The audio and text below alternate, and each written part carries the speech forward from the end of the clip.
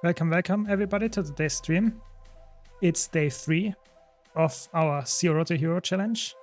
And of course we continue. And hopefully, maybe today we will get 50%. Yes, I'm streaming on Twitch as well, Petra. Yes. YouTube and Twitch. So, there we are. Let's go. Let's continue where we stopped yesterday. As always, if you have any comments, any questions, any feedback, let me know. I'm always happy to answer. And this will just be my evening, I don't know, activity, completing as many maps as I can do while also leveling my character, of course.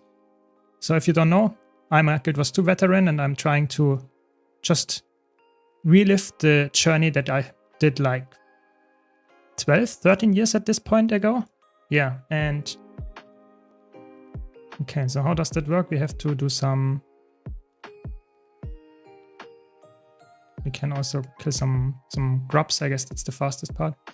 Yeah. Welcome, Rudo. Welcome. No, that's... What? There. Okay, it's too small. Welcome, Michael. Welcome. You should do the adventure achievements for fast leveling. Yeah, that's always... there are so many things that you can do to level fast, but the interesting part for me is I don't care if I reach level 80 in a very fast manner or if I don't. Why is that? Because for me, I want to get the map exploration because my goal is getting a legendary in the next 1.5 months or something before the expansion drops. And I need to get the legendary. I want to get a legendary generation 1 weapon. Anyway, the map completion. So it doesn't matter to me if I'm like level 80 today, tomorrow, or in a week, because I need to get the map exploration anyway. And the map exploration is guaranteeing me to get level 80. I just need a little bit longer than if I would go for maximum efficiency. And that's why I'm not like going for every single thing that I could do to level faster. It is definitely worth it. Yes, you are completely correct there. But in my opinion, I don't want to worry too much about getting the level to level cap because I will get there very, very easily by just completing the maps that I anyway have to complete. Hope that makes sense. Welcome, Sen. Welcome. Yeah, so just continue with Kessex Hills and going slowly from there. Hopefully there are not that many annoying quests to do today because I don't know what is it with me and quests, but I think quests in Guild Wars 2, the hearts, they are at some point getting quite boring. I'm like really happy when I'm done with the maps that have the hearts. Like getting to ore or something, that will probably be the final step of the map exploration and probably the most relaxing one. But maybe it's just me. Welcome, Tornado. Glad you think so. But as always, if you have any comments, any feedback, let me know. You know, it's very important to me. I want to improve. So even if you already like my stream, if you have any comments to make this journey, this stream in general, my content better, let me know. It's always appreciated. Are you going to be doing dungeons for the Rune of the Monk, or do you have any other alternative? So I might actually really have to do some dungeons, yes. It is not too bad nowadays to get those runes because you can now farm any dungeon and get the dungeon currencies, and then you can buy the specific rune there. Previously, you had to do the specific dungeon for the Rune of the Monk. I think it was Ascalon Catacombs, and you have to do that like 20 times or something. Nowadays, it's way more, I wouldn't say easy to get it, but it's definitely not as annoying to do because you can just do a dungeon tour and you will be done. But yeah, I might have to do that. But you can also just replace, so to say, the Monk rune with, to be honest, Water rune is completely fine for most builds. It just does matter that you get the most amount of healing output. But you're right, of course, Monk rune might be something that I really want to go for if I play Heal Chronomancer a lot. But we will see. First, we have to complete the map, or at least get level 80. That's the important part. And then we go from there. I'm not completely sure if I will play Chronomancer in open world as well, because playing healing build in open world is always a little bit like, is it really necessary, or you would rather play something aggressive? So I will probably play either a full DPS Boon Chronomancer or something like this, or go for a different elite spec than Chronomancer. But in the beginning I will not have all the elite specs unlocked, obviously. Don't even have all the expansions. So probably I will stick to Chronomancer in open world, just playing some more aggressive versions like with Berserker gear or something like that. But I also have to get this gear. So as you might imagine, I also want to save my money. So currently I'm at like 10 gold, not even. So I don't want to waste my money on different gear stats. So just that I can play different builds, because a legendary is not the most cheap thing to craft. So I really need to get there, yeah, and save up some money. So we will see what I decide in the end. But there are a lot of things that I might actually have to consider before purchasing anything. And I don't want to waste my money in the long run, so to say. There's so many fish here, that's crazy. Yes, I'm playing on a U server just for the ping. It's way better here for me. But as soon as I'm, so to say, done or the expansion drops, I will also go back to my main account, of course. And there, as I'm an ArenaNet partner, I can switch to NA or EU whenever I want to. And this will be my, so to say, I will switch to NA or switch back to EU whenever it's, so to say, I see fit. And I will play with you guys on NA as well, so don't worry too much. There are so many sharks here, it's actually crazy. I did never notice that, it's crazy. I mean, they die quite fast, so it doesn't matter. Is there any other flexible classes, Mesmer? I would say Guardian is almost, or depends a bit on the game mode, but I think in PvE it's almost as flexible, yeah. Mesmer is obviously really, really strong right now just because of the just sheer numbers of boons that you can output and the just really, really flexibility with all the different builds that you have. But, oh, so much bleeding. But I would say Guardian is definitely a close second. And nowadays, actually, Elementalist is also quite close, I would say. Not as good as Guardian or Mesmer, I would say. Not yet, but still quite close. And I think with Evoker, it might actually get there. Because you just have so many different elements that you can always use. And if you know what you're doing. Yeah, I actually think those are probably the top 3 for me. Sadly, there are also some classes that are not flexible, and I can easily mention the lowest 3, so to say, which would be definitely Warrior, Revenant, and Thief. Don't get me wrong, they can definitely fill all roles, but they are not as flexible as the other classes. And then the other 3 are somewhere in the middle, I would say. So there is an even split, I would say, over all the classes, which is okay. It's not every class has to be perfect or very, very flexible. It's just, yeah, let's see how the next balance patches turn up, and maybe we have something that is like completely changing things up. But I doubt it, to be honest. I doubt it. Are you replaying the story from Zero to Hero? No, I will almost completely skip the story. Why is that? Because the story gives you some experience, yes. But other than that, it doesn't provide me anything, and it will just be a time sink. So I will just skip it, and I need the map exploration for the legendary. I don't need the story for that.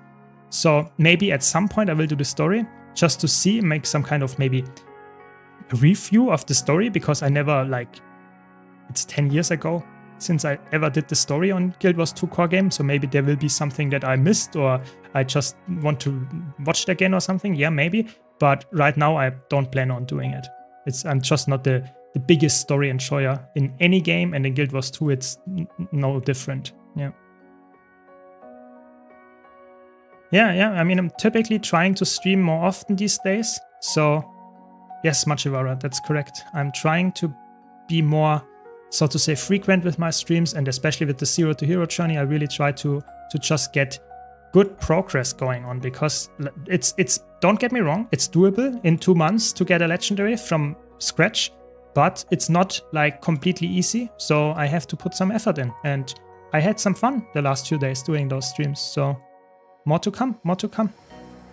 We will also see, today I released the first video on YouTube, so if you're on YouTube you can watch it there, about the edited version of my journey. So here on livestream I'm doing every single minute I will stream of doing my journey here. And on YouTube I will of course also do an edited version where I just cut down, I don't know, maybe 1, 2, 3 streams in a single video. And today I released the first part of that. And if you have any feedback regarding that, how many, like, should I do more cuts? Should I do less cuts? Should I don't know, make it more different parts of the journey, or show almost everything, just make it faster with, for example, how is it called? Speed it up, the walking or whatever. Just let me know so that I can actually improve that on the next episodes as well. isn't it better for you to boost one character to 80 to start doing endgame content? Yes, that would be obviously very, very good, but I want to provide the journey for people that actually level. I want to provide this leveling experience as well, and it's a nice place to explain a lot of stuff, yeah? If I use the level 80 boost that I have, I would instantly be level 80 and I could obviously show off the endgame stuff. But for a new player, it might be more interesting to see a veteran do the leveling process and explain what they are doing, what they are equipping, what they are salvaging, what they are, I don't know, deleting, where they are going, stuff like that. And I think a lot of other content creators did already some kind of zero to hero journey, but most of them actually either did some kind of challenge with no death or something, or did a complete like skip of this leveling process, and that's obviously not helping a new player then in that regard. So I try to be a little bit more efficient in my leveling because I also want to get the map exploration done, while also explaining a lot of stuff during those. That's the whole idea. Hope that makes sense. Firebrand is quite hard to play. Yeah, Firebrand has a lot of build variety and is very good if you can play it, but it's definitely not the easiest class. Yeah, you have to position correctly, you have to know what you're doing because you have a lot of different skills, and even then in some situations it's just straight up worse than Chronomancer. So yeah, you just have to understand its strengths and its weaknesses, and then you will probably have some good time there. No, I'm Machivaro, I'm completely fine. I understood that, and I'm happy to stream more often, of course, yeah. And if you enjoyed it, that's even better then, even better. Yo, those markers here that I follow, those I don't know, ways, paths, are just some marker packs from a legal Blizzard add-on, and you can just install that and you will get, so to say, some kind of help with where to go. And it makes the map exploration a little bit faster, which is obviously very helpful for me as someone that, yeah, needs to speed it up a little bit, especially because I'm streaming, so I'm talking to you, and sometimes I'm not too concentrated on my gameplay. So I want to be better safe than sorry and go always there where I actually want to go, or I need to go rather.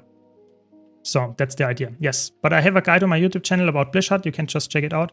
If you're on Twitch, you can type !mouse, and then you will see why this mouse cursor is like that, and also see how you can get these markers. If you're on YouTube, you can just scroll down in the stream description, and there is a spreadsheet with all my guides, and one of them is the Blizzard guide. Yes. So you can farm, of course, all the Garter things that you can get, but they are, in my opinion, not like worth your time. So if you like gathering, sure, go for it. But in my opinion, in Guild Wars 2 nowadays, oh my god, the burning.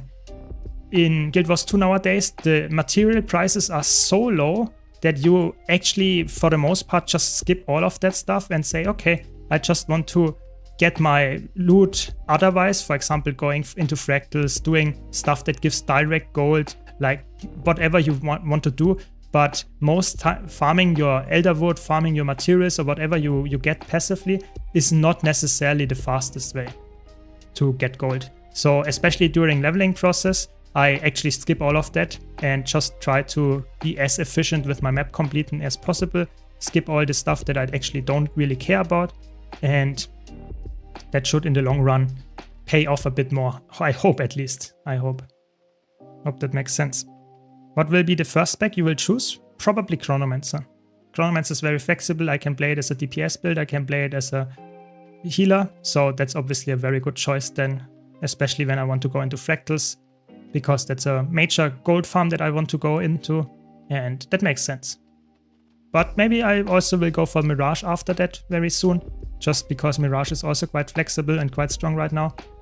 But there are many choices. Mesmer is, just like we mentioned earlier, a very, very flexible spec, and therefore just in general a good choice. But like I said, choose the class if you're a new player and listening to this, what you find the most interesting from the looks, from how someone plays it. There are so many different classes and all of them are great. There is really no wrong choice. Just choose the class that you enjoy the look of. Really want to stress that here again. You can install Arc DPS without getting banned. So Arc DPS is the legal third-party add-on to see your DPS. It's a DPS meter. I also have it installed. I use it all the time, and you will not get banned for it. I can guarantee that if you use it in a friendly way. So if you use it to flame other people, you might get banned for that. But if you just use it to improve your own gameplay, then you're completely good. Yes. So be friendly, and in the long run, you will probably have fun and get better at the game. For fractals, you need Ascended Gear. So for the tier 1 fractals, I don't need Ascended Gear. And for tier 2, tier 3, and tier 4 fractals, yes, I need Ascended Gear, and I will slowly progress through with it. And I will follow my own guide. Yeah, sorry, that sounds a little bit weird, but I have a whole guide on my YouTube channel. You can check it out. And it's really like concise, trying to explain where I get all the Ascended Gear from. And I will just follow my own rules, so to say, getting a lot of stuff from the Wizard's Vault. So you can see you can get a lot of stuff here from the Wizard's Vault. You get 3 armor pieces and 1 weapon piece. And then I will try to get, of course, the trinkets from, for example, the Laurel Merchant or stuff like that. And in the long run, I will also go for multiple sets, of course, just to play multiple different builds. But that will be definitely one of the biggest grinds that I have to do, is getting my full Ascended Gear so that I can play tier 4 fractals very easily. And that will definitely be one of the hardest parts, or not the hardest parts, but one of the most important parts on my journey, because Ascended Gear is the endgame gear. You never have to change it after that. So obviously it makes sense to have that as one of the first steps after reaching level 80. But like I said, one step after the other. I'm not level 80 yet. And until then, I just level my character and explore the map a bit more. Or explore the map completely. That's the goal. Are you using Tomes of Knowledge when you get high level? I could do that, but I will save them for Spirit Shards. Because I need a lot of Spirit Shards, at least 200 to 250 Spirit Shards to get a Legendary. And I will not have those, obviously, because I'm not level 80 yet and I don't get that many Spirit Shards. So I will save up as many Tomes of Knowledge as I can to use them for Spirit Shards and just level my character regularly, because I will anyway need the map exploration to get my Legendary, to craft it myself, the Legendary weapon. And therefore I double dip, so to say, in the experience here for leveling and for the, so to say, Legendary that I needed anyway for. I hope that makes sense again. Yeah, it will be quite hard to get into Fractal CMs, that is true, especially if you don't have any, how's it called, unstable Fractal Essences. So if you don't have any kill proof, that is completely true. That will be quite hard to get into, but maybe it will be a good thing for you if you want to go into Fractals as well. Maybe we will do some training runs, yeah, and I will just do it with people that are on stream here, and we might actually, oh no, there's a champion. So let's, we just have to take this, okay, that's good. Holy moly, that's a lot of damage. This guy just one-shot me. I think he can survive though. No, we can't rally from this. Okay, then we die. That's the first death on this account. Oh no, the champion was too much. That's okay, happens. Okay, let's go back at this. I at least get the hero point. That's good enough.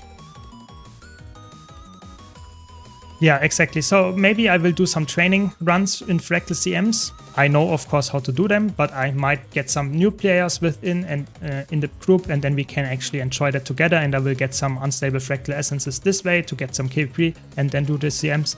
But we will see. We will see, because that's not the top priority. You know, tier 4 Fractals is for gold farming for the most part actually good enough. Of course, you get way more gold if you do the CMs as well, but you don't have to start with the hardest content in the Fractals directly from scratch. So I will try to get into them at some point, but maybe not in the first few weeks. Let's see how far we can get there. It's also some kind of like a goal of mine to actually showcase how to get into Fractals and into raids and stuff, but that's maybe not feasible to do all in one like week or 2 weeks or something. But we will get there. Don't worry, don't worry. What is the most fun ranger spec to you? That's a tough choice actually. Gale Shot. So I actually would say Gale Shot is for me now my favorite spec. It's not out yet obviously, but it will come at the expansion and I will probably be only playing this one. It's really, really fun. I think it's one of the most fun designed elite specs in general, and for Ranger probably my favorite one. if you would only say from the current ones, it depends a bit on the game mode. I really like to play Untamed in PvE, and yeah, I would say probably Untamed is my favorite one. Even though Soul Beast can also be quite fun. They all have some kind of like usage. I think it depends a bit which kind of type of content you want to play it in. But I personally like all of them. But I'm not the biggest Ranger main, but definitely I like it. So one tip here, if you are missing some hearts and you want to know what they are, you can just hover over this icon, the task icon or whatever you want to do, and it will just like flash those icons and you can easily see where you have to go. So for example, I see there's this heart 50% complete or so. Let's go there and do it again. Do some more stuff here. That's how you can easily see what kind of things you still need to complete. Just a small tip here. I saw your open world Herald build and tried it out today and had a lot of fun with it. Perfect, that's what we want to hear. Yes, very good. I hope you enjoy more builds from me in the future as well. And I really like the Herald build as well. It's just a very, very good and very safe and flexible pick. I like it a lot. Good choice there. Yes, strikes are very worthwhile doing. I will do them almost instantly when I reach level 80 on this character, because strike missions are just very easy to get into. You can easily start with exotic gear because there is no ascended gear requirement, and you just can do, for example, the Iceblood Saga strike missions. You can do them daily, which is obviously really, really good for just the passive gold income, and they are quite fast, so I don't have to waste like 2 hours of my stream time doing them. It's actually a very good thing to do if you enjoy those 10-person content instances. Yeah, I personally like them, but if you don't, then of course rather not do them, but it's a good gold income. Yeah, I like both of them, Power or Condi. I think in PvE more like, I think Condi is the safer one, but Power can be so fun, you know, the lifesteal and stuff. It's actually crazy good. What's going on there? Maybe I should help them. Maybe I should help them. Get some loot. Always, if there's an event, you can join, and then you can actually get some nice loot here. Very good. Some experience. And we're almost done with this quest, and we can go to the next map after a few more quests. Very good. There we go. So where we continue here. Okay. I dislike pet classes. Yeah, I'm definitely with you there, Machivara. That's why I'm not the biggest Ranger fan in Guild Wars 2 and also not the biggest Minion Mancer fan. It's just I don't really like classes that have a lot of like their agency put onto minions or some kind of AI, because this always leads to that either I die because the AI is stupid, or I just don't get enough damage because the pets are behaving weirdly or something. So I personally am not the biggest fan of like pets and stuff in the game, which goes for all classes. So I'm not the biggest mech enjoyer either for the same reason, but I can understand if people like it. I'm just not the biggest fan of it. And I play, of course, every single class, which means I also play Untamed and Mechanist. Just saying this is not always my go-to choice. If I have other options, I will probably go to the other options first.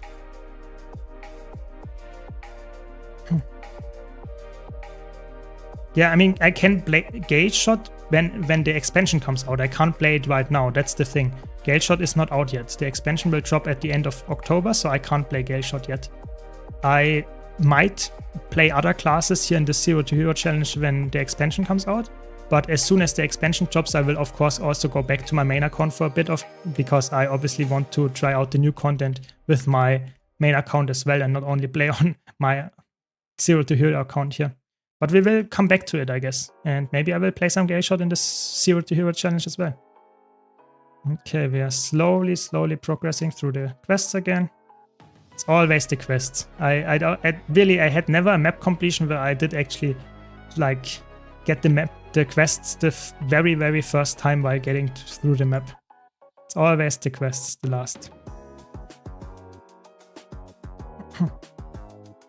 The tip with the hover would have saved me hours if I knew it early. Yeah, I mean, at least now you know it. Yeah, that helps so much, and it's so sad. There are so many tips in Guild Wars 2 like that, and it's just like a lot of people never know them because the game doesn't tell you. So I really hope that we get more of those quality of life things, and they get more announced, so to say, so that people actually understand, this is where I can get this, or where I can see that very easily or something. There's so many tips. I try to mention them, of course, here very frequently in my Zero to Hero challenge, but I can't guarantee that I will not miss some of them. That just happens from time to time, of course, as well. There are a lot of them, actually, like interesting small quality of life features that no one actually knew existed before someone tells you. Okay, this doesn't count. This is one of the more annoying quests, to be honest. You can actually, I think those items that you get here, I think you can sell those, yeah. And then you can buy them from the TP. But I don't have that yet unlocked because I'm still waiting for my 7-day restriction to get released. So a little bit annoying. Can't do that yet. I have to do it the normal way, which is obviously very, very slow for this quest, as you can clearly see here. But what can you do? Quests are my bane, I guess, to my existence. Gayshot might be the most unique new elite specs. Yeah, I think it's very fun. Most people like it, but there are some people that think it's a little bit boring. I personally like it a lot, but I will see how it plays when it comes out. Maybe they will make some changes to it and it gets even better. Who knows? I'm very hyped for it and I will definitely play it a lot. I really like this like fast-paced bow play style. It's really looks really fun to me. Which weapon would you use for power untamed? In PvE, typically Sword X, and in the offhand, I really like to use either a mace or a warhorn. Both of them are such good weapons. But we will see how this will change the opinion when I get maybe to play some more untamed. But I personally think it's actually a good choice to go for a mace in the offhand for some survivability, while also having X offhand to make sure that you actually have some really nice damage as well. So in general, this is probably what I would recommend. Sword X and probably, yeah, Mace Warhorn or something. Okay, that didn't give me any. That's unlucky. It didn't give me any quest progress. Okay.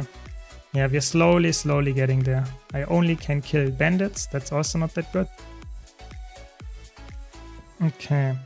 Yeah, Reaper is also a good choice. Reaper is a really good choice, but it's not very flexible. So you would always play DPS. That's why I didn't choose it for this series here, because I wanted to play a class that can fill multiple roles. And if I would choose Reaper instead of, for example, Chronomancer here, my role would always be DPS. So I can't fill offensive DPS or spoons or heal, which is obviously not good enough if you want to get in any pack groups. Sometimes you just can't find a group that is looking for DPS right now. That's the whole idea here. Yeah, they improved the pet AI, that's true. That helps a lot. But it's still not perfect, sadly. Yeah. Yeah, Greatsword Mesmer is really nice to tech because you have such easy range and very fast attacks. It's definitely helping. Okay, maybe we have enough of those techs now. I doubt it, but we can try. Maybe we come back later after we did all the other quests. It's just very annoying. Some of the quests take so much time. Yeah, we're not done yet. Close, but not yet. Okay, then we go to the water here. What will be the first master you will choose? So in Corteria, I will definitely choose, how is it called, auto loot, because I currently pressing F all the time to get all my loot, which is obviously really annoying, because sometimes I might forget, or it's just not happening because I just walk out of range or something. And then for Heart of Thorns, I will definitely get gliding. Those two are my prime examples, because like gliding, sometimes I just fell off a cliff and I thought, oh, I might die here. I did not die yet, but it might actually happen at some point. Because like gliding is so second nature to someone that has that like for, I don't know, 8 years or something. Yeah, definitely something that is very important. Yes. Okay. Yeah, the auto loot is very, very important to get, I would say. Probably the most important one to get first. All the other core masteries are not horrible, but they're also not crazy important. But the auto loot one, yes, yeah, that's very, very important. I personally like power DPS Virtuoso over Condi if you have an easy fight, but as soon as the fight gets very hard, I think Condi Virtuoso pulls ahead. So it depends what kind of content you are doing. Both of them are completely fine. I personally always choose nowadays power because I don't do that crazy hard content anymore. So, well, that's why I would choose power over Condi most of the time.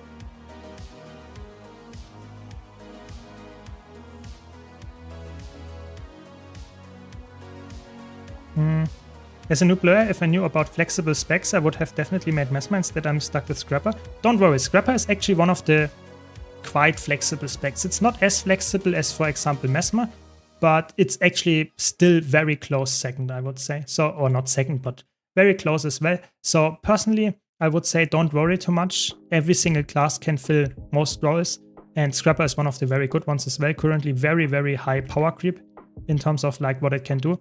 So Scrapper is not a bad choice, but yeah, I personally would say Scrapper for 0 to hero challenges, again, not perfect for someone that wants to fill very much different roles and stuff, but definitely not a bad choice either.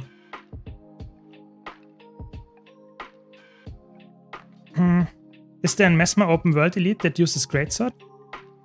I mean, you can of course use Greatsword all the time, especially like if you play Power Mirage or if you play Power Chronomancer, if you play any Power Mesmer build, can use Greatsword instead of a Spear. But Spear is just, if you can go melee, Spear is most of the time a little bit better, but not necessarily. So you can easily replace the Spear with a Greatsword and you will have a very good time as well. Just pick what you actually enjoy the playstyle of and you will probably succeed with it. So Greatsword and Spear are very interchangeable, very, very. By the way, if I miss any of your questions or any comments, just ask again and I will probably read it then. Sometimes I just miss it. I don't want to be mean and ignore your messages. So sometimes it's just like I didn't see it in time. Welcome, Cameron. I'm a Ranger main, but I seem to be addicted to min-maxing DPS. What's your opinion on how strong Gale Shot will be versus Amalgam? But I'm thinking to swapping to it. So I think Amalgam will get some big nerfs. I really think so. And I think the DPS number of Amalgam will be probably around 50k at the end, maybe a little bit lower. And I really think that Gale Shot will be also in this rough ballpark. Yeah, I really think so. And because of that, I actually think that if you enjoy Gale Shot, you should go for Gale Shot. That's what I'm going to do. I like Amalgam as well, but I will probably play more Gale Shot than I play Amalgam when the expansion comes out, because Gale Shot really has the potential to have a very, very bursty start of the fight, which is very nice. Amalgam has that as well, don't get me wrong. Just I think this will be the nerf point of Amalgam, whereas on Soul, or how's it called, Gale Shot, it will be completely fine. So I personally think actually that Gale Shot seems to be somewhat like probably not too bad in terms of nerfs coming up. So I actually would say Gale Shot is a good choice if you like it, and not too many nerfs to be expected, I would say. Welcome, Roy. Welcome, welcome.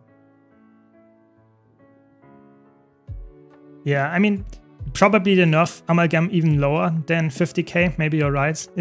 I think there might actually be a lot of nerfs coming to elite specs as well, so that 50k is something that you can't reach anymore. But we will see. 50k currently seems like doable for some DPS specs like Mirage still, and they didn't nerf it yet. So maybe that's what they actually are aiming for. Maybe that's the thing that they say, okay, 50k for a hard DPS build. Yeah, that's what we want to have. Maybe we will see. But definitely you're right, Amalgam is something that is, yeah, has very high burst damage. It's way too crazy, and they definitely have to nerf that, even if it's at 50k. So I highly expect Amalgam to get crazy nerfs as well. That's why I wouldn't bet on it and say this is the most broken spat when it comes out, because if it gets some crazy nerfs, it might not be anymore that broken. Yeah.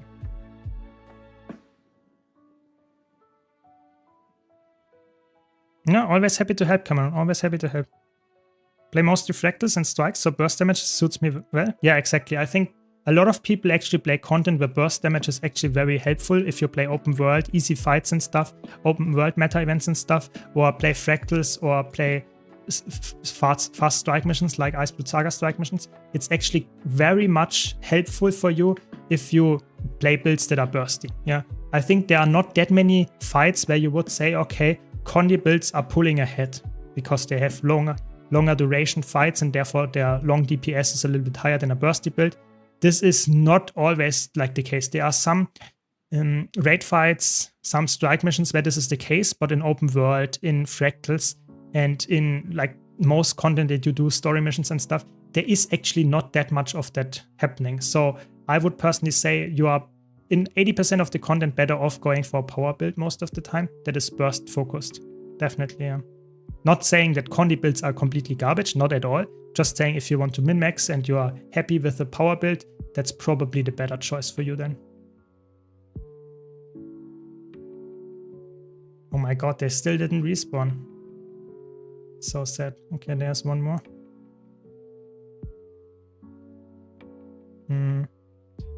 There's another one.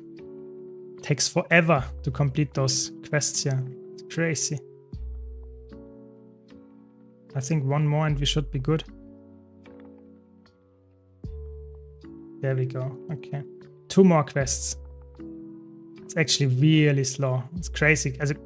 I mean, Kessex Hills like was quite fast until I did the last 6 quests or something. Those were really annoying. Definitely feels like they need to rein in the power creep just slightly. Yeah, I think that I made a whole video about this topic like a few months ago, and I still stand to this opinion. I think the power creep, we will talk about something else on top of that later, but I really think the power creep in the game is currently at a point where I think the damage numbers are really problematic. And not only that, but also the healing numbers. I think especially the support numbers are insane.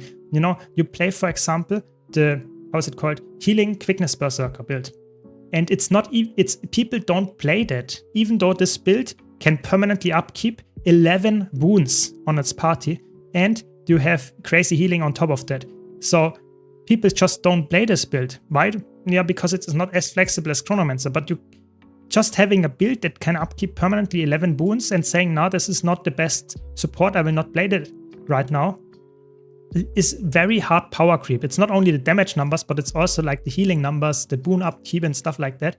And I think if you want to design new content, that's the problem here. If you want to design new content as developers, then it's very hard to make content that is somewhat fun, somewhat engaging, without being either way too easy or way too hard, because of this very crazy power creep in terms of healing and damage output. And I think that's definitely something they need to address, and maybe that comes with the expansion, maybe not. We have to see. Yeah. And another thing on top of that is, of course, that you have not only power creep, but you also have feature creep. So some elite specs, as you can clearly see, Troubadour is just better than Chronomancer in some regards because it has invulnerability share, which is a clear feature creep. You don't have any other elite spec that does that. So it's just very, very strong to have that. Just baseline. And that's a feature creep. It's not only power creep, but it's also just introducing new features that make it easier to make this build strong. And that's definitely something that needs to be considered, maybe even addressed, depending on what kind of camp you're in terms of opinion. But yeah, just wanting to point it out here. What are those items in the top left at the right side of the row?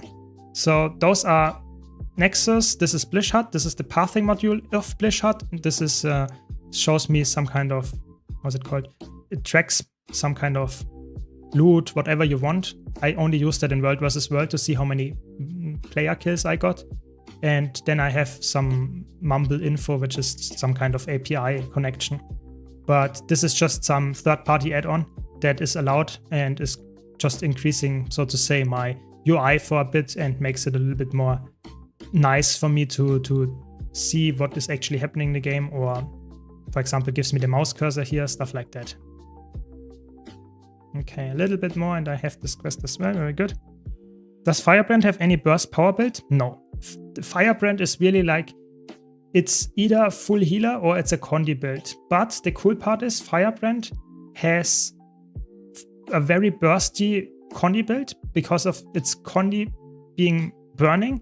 Means that you have a very bursty time, and for a condi build, you are one of the burstiest condi builds, I would say. So if you're playing a full DPS Firebrand as condition damage, you have a quite nice damage setup, and you can actually out DPS some power builds there as well in the burst phases. So yeah, I would say try it out, and it's actually not a bad choice, even though you're not a power build. Come on, give me a little bit more. Where is the last thing here? There's one. That's good. And I can resurrect this guy, I guess. Is it because of the lack of stability? So stability is a problem. Yes, you're correct there. But there are other things to consider as well. You know, the thing is, it doesn't really lack stability in general. It is more that it lacks, for example, reflex. It lacks some kind of consistent Aegis application. Stuff like that can be considered as being somewhat lackluster. But it's also the flexibility of it. You always play almost the same utilities, weapon choices and stuff like that. Whereas on other elite specs, you can just, for example, on Mesmer, you can say, okay, I need a teleport now. I need a portal now. I need more stability. I need more CC. On Healing Berserker, it's a little bit like you are locked in those utility slots and you do some stability, you do some CC, but you can't fill more CC or you can't fill more stability because you're locked into those specific things. So that's why people don't play it.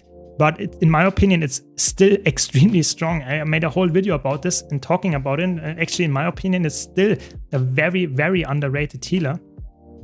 But I can just say, yeah, maybe more people should try it and see how strong it is. Maybe that helps then. Okay, let's go to the next map.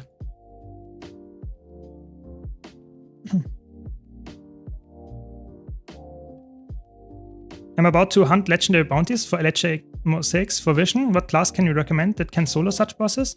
So either I made a whole tier list about this, but there are so many classes that you can actually pick that actually are able to solo legendary bounties. What I really like is like either Renegade, or if you need a more survivability, you can go for Vindicator, but you can also go for Reaper. I think those three are really, really good. I like those a lot.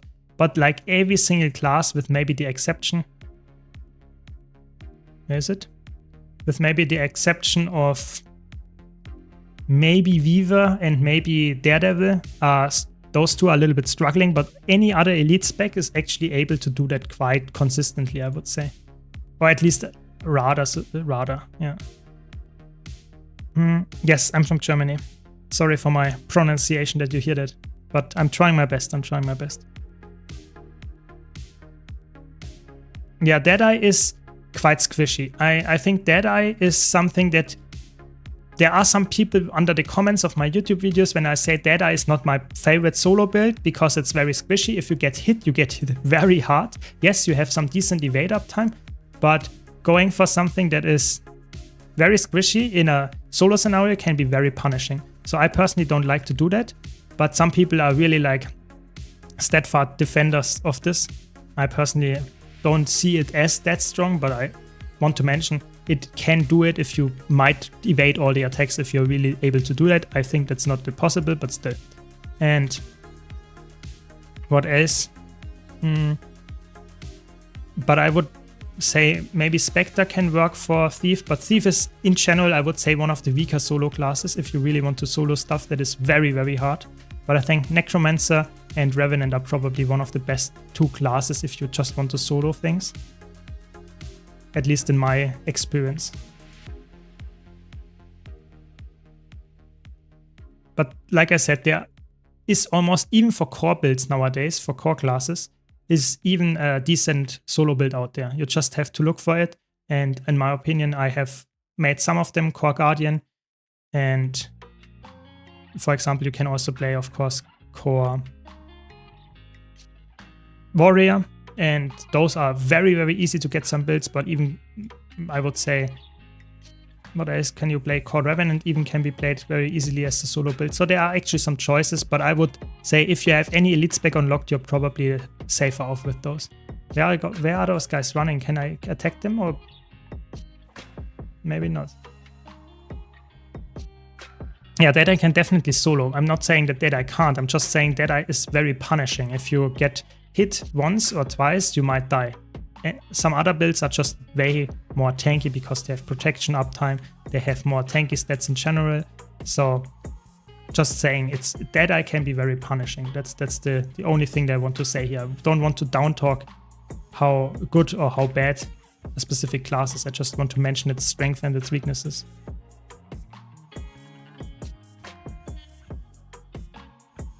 Is the goal of this stream to reach level 80 or to fully map complete? Both of it, of course. I want to get the map completion done and I want to reach level 80 on this. And this is not the end of the stream then. Oh my god, I'm full. My inventory is full. Yeah, so the goal is not to get the map completion and then I'm done with this or get the character to 80. No, my goal is to reach a legendary, to buy a legendary, or to craft a legendary rather, and do that very fast. That's the goal. Nice, we have a third of the hearts completed. That's not too bad, to be honest. That's not too bad. It's the third stream and we're already like a third way through. That's not bad. Yeah, so I want to get one legendary weapon before the expansion drops in the end of October. That's the goal. I like Mesmer because it's very flexible in terms of what it can do, and I like to have a class that is very active. I don't want to play a class that is quite slow-paced. I like to have a class that has a lot of instant cast. That kind of stuff is intriguing to me because it helps me being reactive. I think a lot of the times, if I'm playing content that I played 400 times and I have people with me that are just not, I don't know, are not that crazy in terms of like knowledge about a specific fight, it can be very, very nice to have more instant reactive things on my bar, like invulnerability, like CC, stuff like that can be very, very helpful.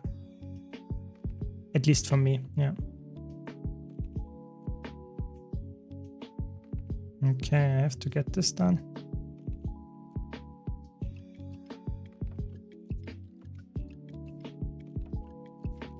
Welcome, Vincent, welcome.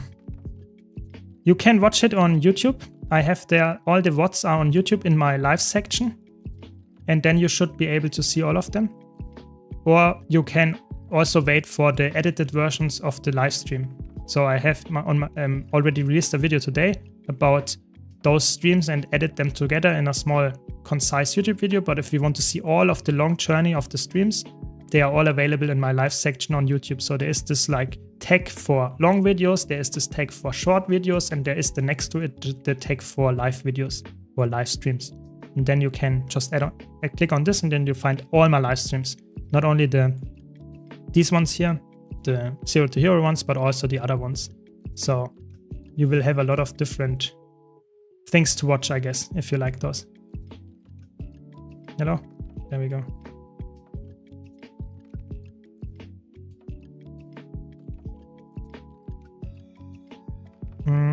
I see that you keep looking down. Are you reading chat from your phone?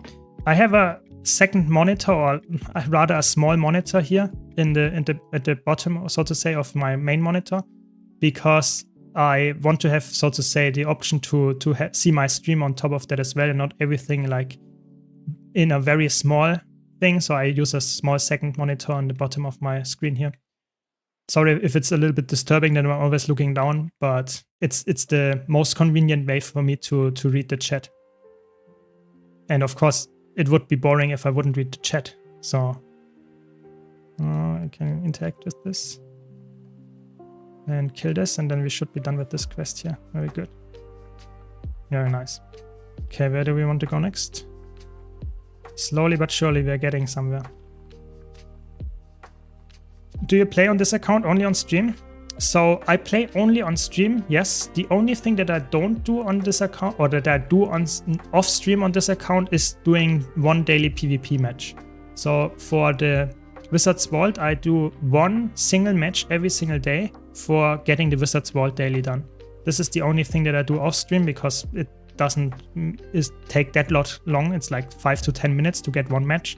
That's the daily, and then I will come back next day to get all the Wizard's Vault achievements, or whatever it's called, tasks done, because that's obviously a really good gold gain, especially on a new account, where I also want to get all the ascended weapons, ascended things in the Wizard's Vault, as well as all the good gold stuff. So definitely worthwhile for me to get all the Wizard's Vault stuff unlocked.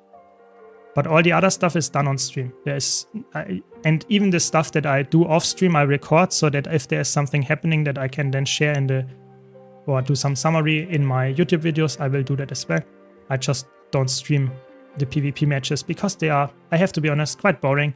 It's always like fighting other new players, and it's quite unfair if you are not a new player, but you are fighting only new players. So the matches are not that exciting, to be honest. Yeah. But it will get more exciting as soon as I get into ranked, I guess. So I like to play a lot of different classes. So my main thing in Guild Wars 2 that I do is playing all the different builds in all game modes. So I don't have a main in that regard. I really try to play all the classes. If you wanted to ask me what I have the most playtime on, it's probably Mesmer right now. But it doesn't mean I'm a Mesmer main, because as soon as the meta changes, I'm playing a different class. Or as soon as I have fun on something different, I play something different. And as you might have seen on my YouTube videos and stuff, I'm making guides for all the classes because I play all the classes. So it's actually not fair to say a specific class is my main, because I actually changed it all the time, depending on my mood. Okay, we're almost getting there. Welcome, Atul, welcome. I watched many videos from your YouTube. I'm French, playing since a short time. Guild Wars 2, actually played most of the time all Ranger specs. I search a perfect class for mobility, CC, stability that can play on every content of the game. Can you give me advice? Ooh, that's a tough choice.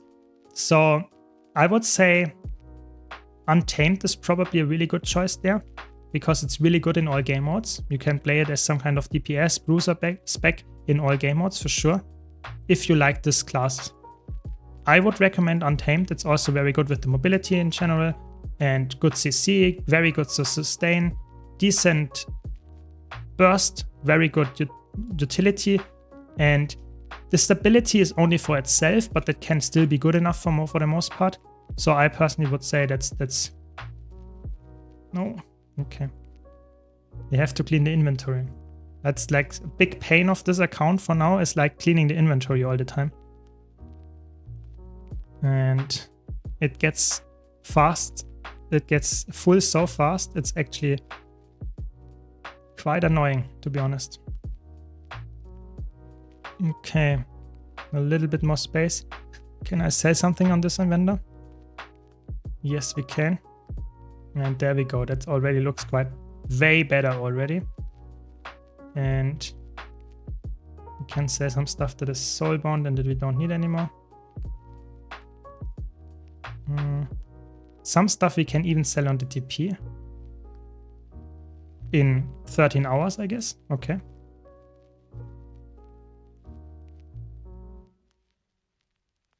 Sure.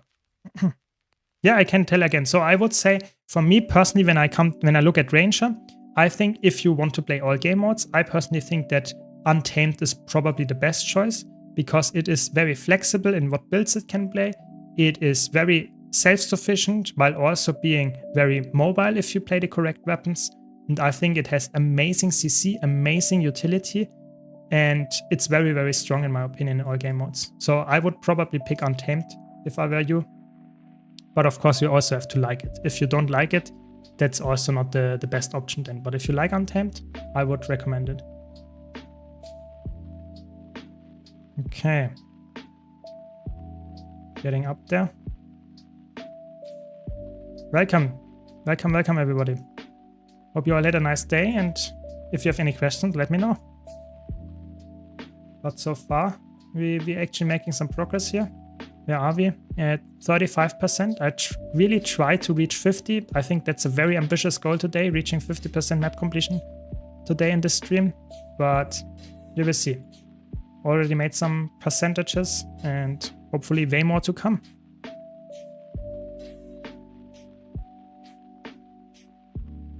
Investigating some larvae here. Okay. Sounds like a good job that I want to do.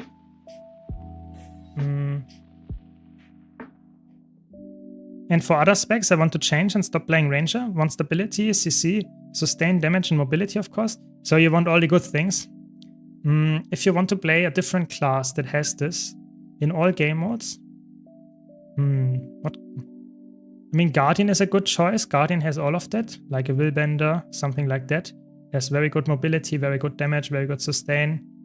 And maybe a Willbender would be suited for you if you like some fast-paced gameplay. Willbender is very fast-paced. It feels like a Guardian Assassin mix. If you don't like that, then of course it's not for you. But I think that might be something that you might enjoy. And it's quite flexible in what it can play as well.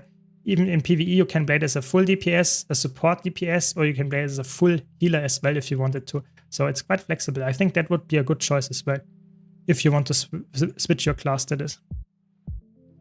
Have you played all the classes? That's my goal, because I need to get good at World vs. World in PvP. Yes, I played all the classes. On my main account, I have 70 characters, so that's probably telling enough how much different builds I play all the time. So yes, I play all the classes, and I played all of them in all elite specs and everything. I really enjoy playing different builds. That's my main goal. That's also why I have so many legendary gear on my main account, because I really like to try out and play different builds. That's really like the main thing there. Yeah. I also saw a lot of your content from YouTube. Just wanted to pop in and say thanks. Very good. I like it. Don't worry. Always happy to help. Thanks for popping in then. You can play it in all modes. Willbender is not... The thing is, as soon as you play a class in all game modes, you always have to consider that in competitive modes, some classes are better than others. And sometimes some classes are just outplaying other classes. That's like, if you play rock, paper, scissors, there is always something that beats you. And that's somewhat similar. If there is nothing absolutely broken right now in the meta, there's always something that beats you, especially if you're roaming. For example, if you're playing a very good build against Condis and you're fighting a very bursty build, you might die to it. But if you fight against someone that actually is good, very good at the game, but plays a Condi heavy build and you have crazy Condi cleanses in there, you might win. That is the same for playing Willbender. Sometimes you win against the spec, sometimes you are like just losing straight up if you don't know what you're doing. It's just like, yeah, take it as you get it and try the best. Try your best. That's always what I can recommend. There we go. Yes, 70 is probably too much, admit that, but I also use most of them for storage. So I have a lot of storage space on my account. Is it necessary? Probably not, but it's a fun hobby of mine, you know, gathering legendaries and gathering storage space. That's like the main thing. And I will not continue this hobby here on the second account because that's just stupid. I accept that. You have to accept at some point that this is not a good thing to do, and that's why I stop it, at least on my second account, not on the main account though. I will continue to get more storage space and more legendaries there, I guess. Can't wait for the legendary Aqua Breather. This is definitely something that I'm very looking forward to with the expansion.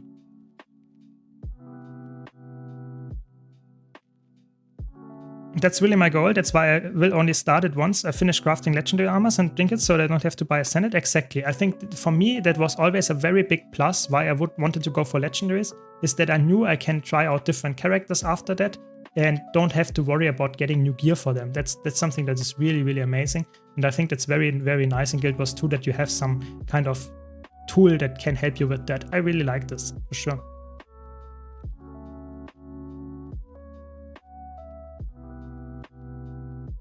So the lines that you see here, they are from Blishhut, and the pathing module with the Take Its marker pack. It's just helping me getting the map completion a little bit faster maybe than if I would do it with like just looking at the map and stuff. And of course it also helps me because I'm a streamer, so I can't concentrate on the game like 100% of the time. So it helps me just following blindly some marker packs. It's probably easier for me to do. And I still get where I want to get, actually. So I hope that makes sense. There we go. Do you have any prediction what Legendary Aqua Breather will require? I would say a lot of the stuff that you would expect from a Legendary, like Mystic Clovers, Mystic Coins, Ectoplasm, that kind of stuff. But I think most of the account-bound stuff, like you would expect a new Legendary to have, will be bound to the new expansion. Yeah, so I think they really want you to have the experience that you have to grind the new maps, whatever comes with it, maybe new raid, maybe new fractal, all that good stuff. That will be definitely something that is probably required to engage with, to some extent at least, for the Aqua Breeder. It might be that the Aqua Breeder is acquirable without getting into raids or something like that, but I think there might be some legendaries coming that are requiring you to engage with some instant content. That's really my guess there. But obviously I have no like confirmation or more information than you have. It's just my guess at this point. Yeah, it will probably require some Rift Essences. That could be true, but I don't know how expensive it will be. Probably at the beginning it will be really expensive because there will be some materials, maybe even some time-gated ones that you need for that, and you just can't get all of them all at once, so you have to purchase some from the TP, which is always very expensive if a lot of people want to get it day one. But I expect it to actually go down in price. It's probably something similar to Oryx, so the legendary backpack that we got with the last content patch.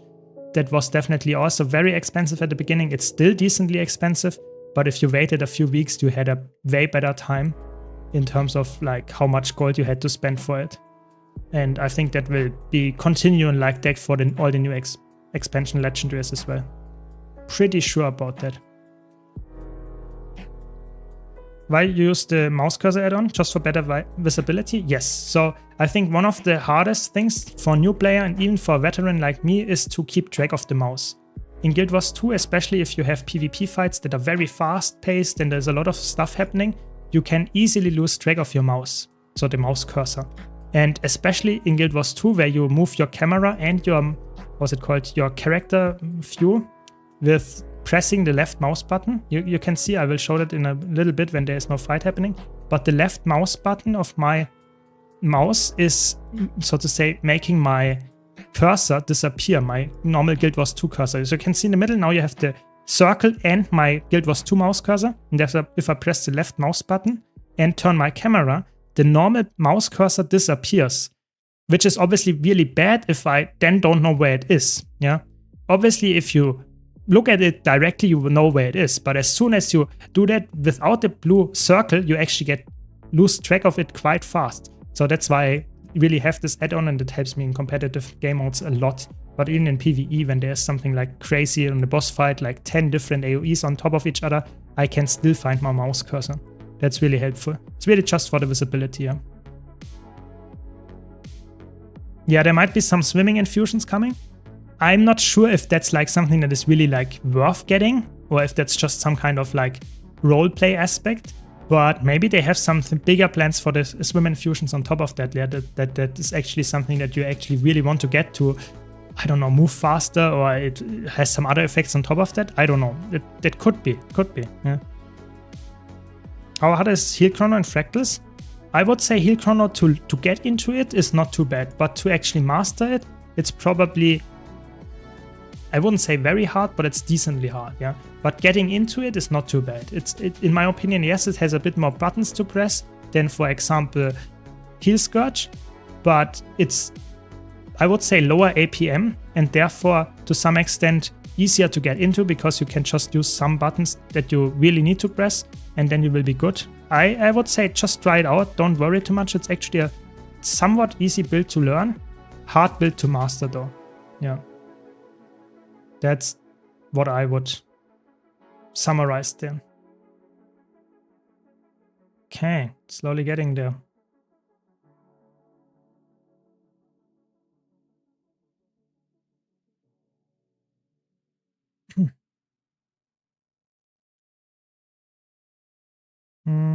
Regarding mouse cursor adjustments, YOLO mouse is recommended, but can use for all kinds of games. Yes, that is true. That is true. You can do that as well. But I'm having the Blish HUD installed anyway for all the other good stuff, like the marker packs here. So I don't need to have another third-party tool installed. That's the idea. That's why I'm using it. But of course, if you play other games and need a mouse cursor there as well that you can see easily, yeah, YOLO mouse is definitely a good choice. Good point there. Yeah. You said you do PvP dailies in one match. Is it also possible for a newbie at PvP? Yes. So it obviously depends a bit if you win the match or lose the match. Sometimes the daily for the match is winning a match. Of course, if you lose the match, you will not win and therefore you will not get the daily. But if you look at the current dailies, so you see it here, You have compete in 1 PvP match. Yeah, that's done after 1 match. Defeat 3 players.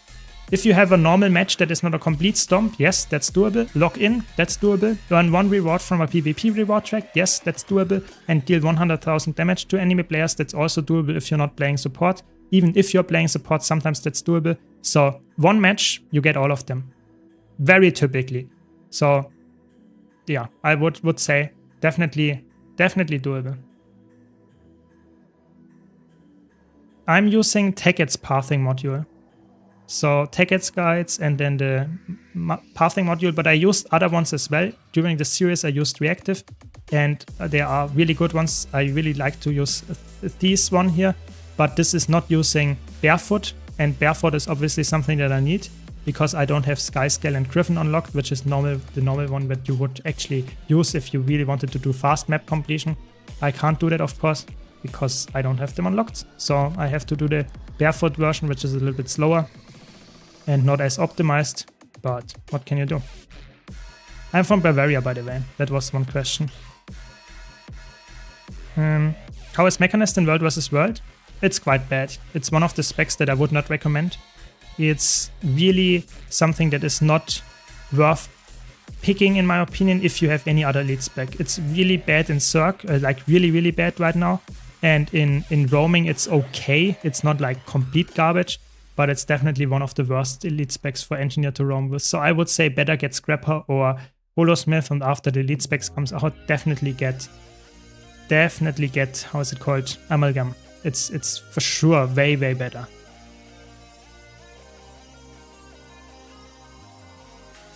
Yeah.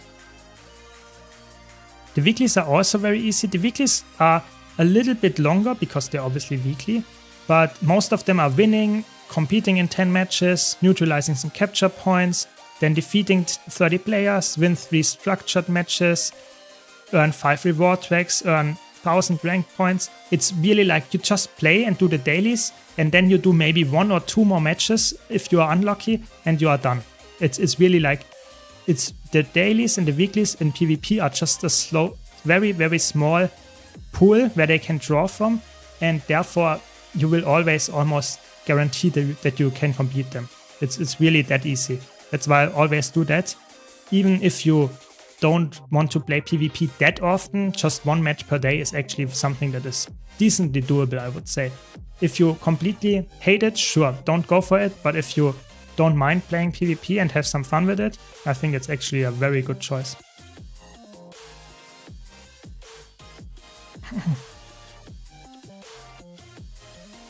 In Fractals, Mechanist is a decent pick. It is definitely a decent pick. It's not the, I would say, not the absolute best pick, but it's a very decent pick. It's a nice support, it's a nice DPS build.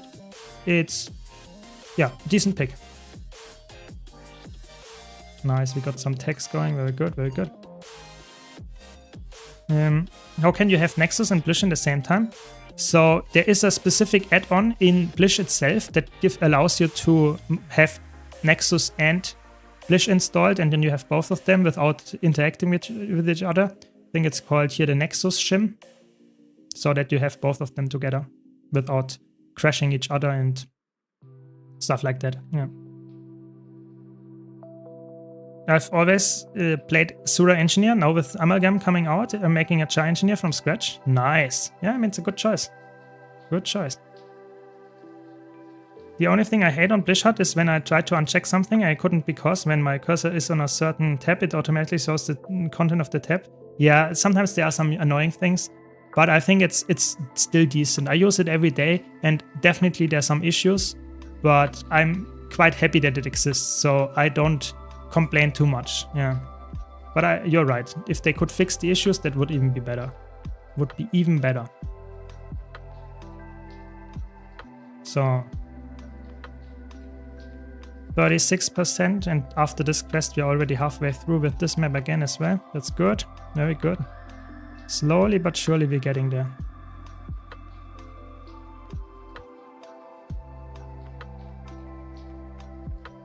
Oh, the poison is annoying. Okay, level 46. Very slowly. Getting to level 80 as well. Like I said earlier, the final maps will be the 3 ore maps without the quests. So I will really enjoy doing the last part of my map completion because I don't have to do any quests anymore. It will be the most satisfying moment of the whole map completion. Just doing the final 3 maps without any hearts. Ah, so good.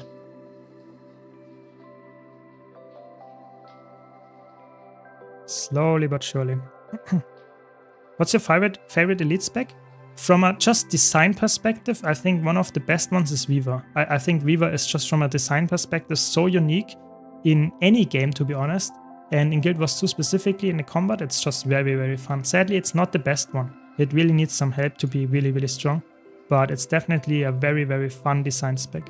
If I would have to choose a specific elite spec that I would say is like from a design perspective really, really good, I would definitely choose Weaver. Yeah, guaranteed.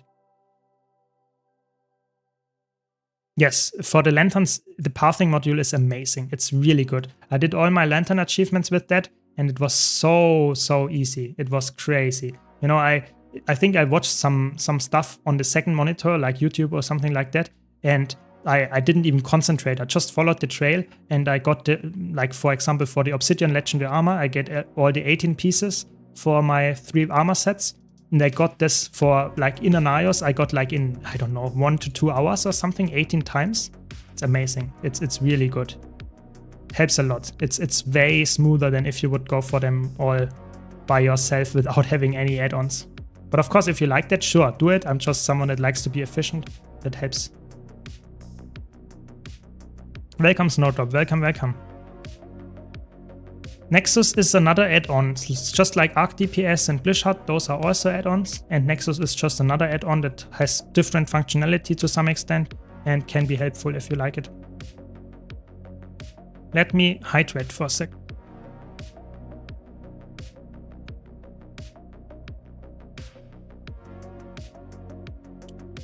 So we are getting somewhere. We are getting somewhere. The lanterns you need for Obsidian Legendary Armor, for example. You need the lanterns for example for the EOD maps if you don't want to do a different character or don't want to use a different character for the map exploration. This is always the idea. The lantern achievements are, so to say, if you do the map exploration once, you have the map explored. So if you want to do another one and need it for a legendary or something and don't want to create a specific another character for this map exploration, then the lantern achievements come in. This is the idea. This is what is currently missing for the core game. So if you want to do 4 legendary weapons from a generation 1 and you want to craft them yourself, you need 2 complete map explorations. Because each map exploration gives you 2 pieces of those items, gift of exploration, which gives you, so to say, 2 legendaries that you can craft with it. But if you want to go for 4 legendary weapons, you can't do that. You have to get a second character that does the map exploration. And ArenaNet solved that in the newer expansions and the newer legendaries, that you just can do achievements like the lantern achievement, where you just have to press F on some lanterns and then you get, so to say, the map exploration even though you already have it. This is the idea.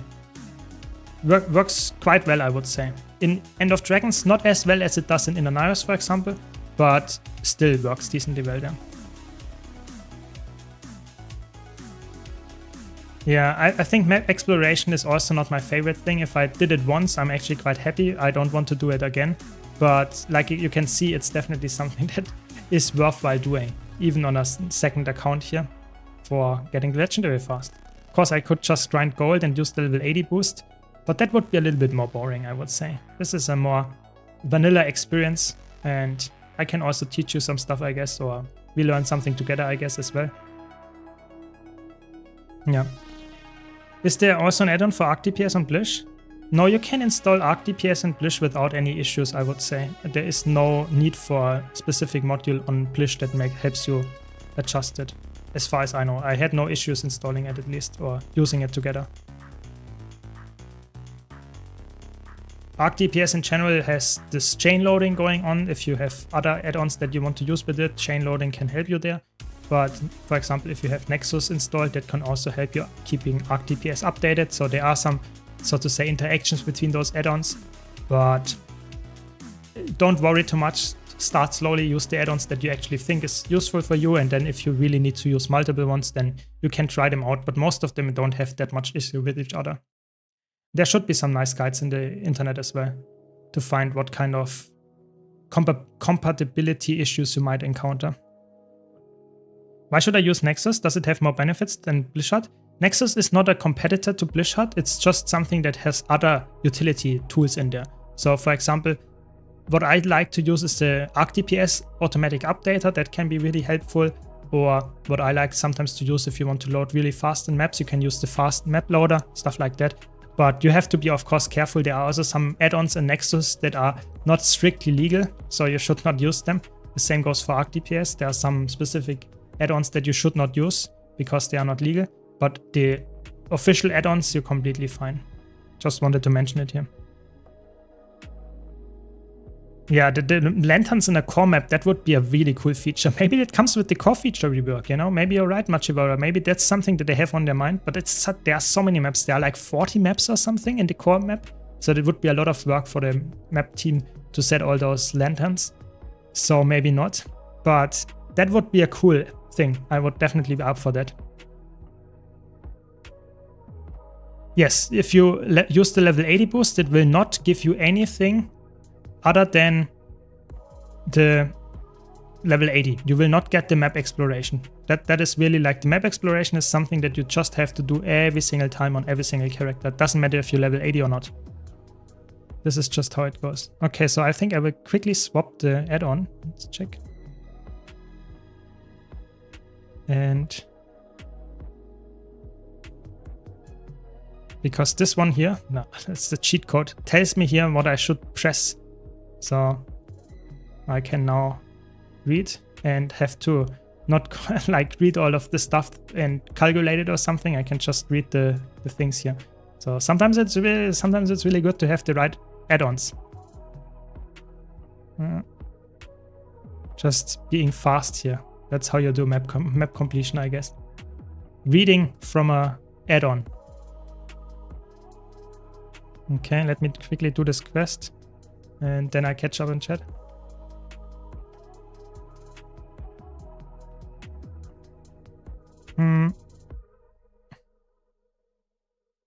No, so the question here is in German, how long I played Guild Wars 2. I started playing Guild Wars 2 in 2013, but I played it on and off since then. So I really started playing Guild Wars 2. It didn't hook me in at first. I started really when Heart of Thorns came out. That was really like the thing that was like crazy where I started playing. Before that, I was playing some amount, but not like insane amounts. And it was really like on and off more. And this goes for the whole time actually. I was always playing Guild Wars 2 rather on and off. And not only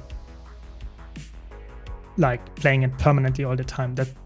I often had some downtime where I said, it's not the game that I want to play right now, and then sometimes I left for multiple months and came back after that. And that's the really nice part about Guild Wars 2. You can play it and come back and quit whenever you want. It's not really like forcing you to play all the time to have the perfect gear. That's really nice, for sure.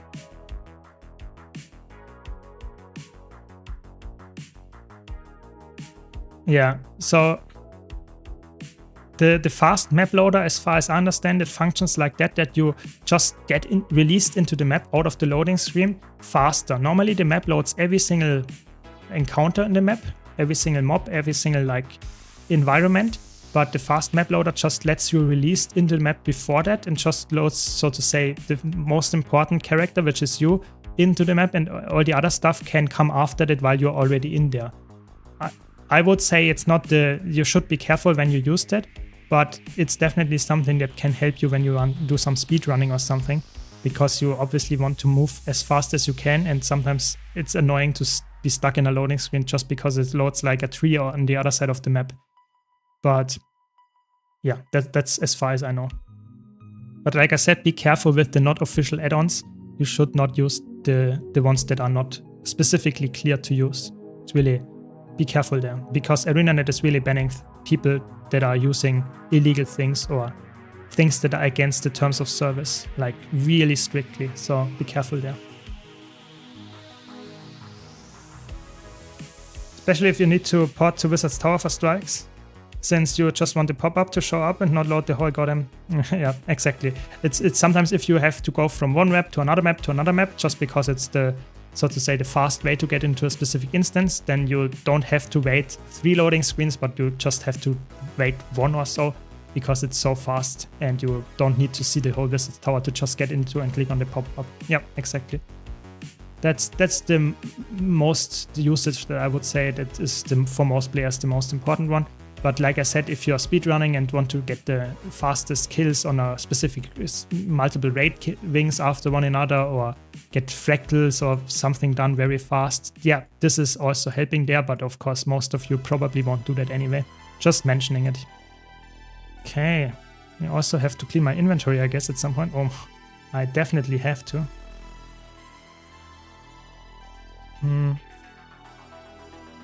Oh, I have a second trade line unlocked. It's crazy. Okay. Finish dueling and then we can equip dueling.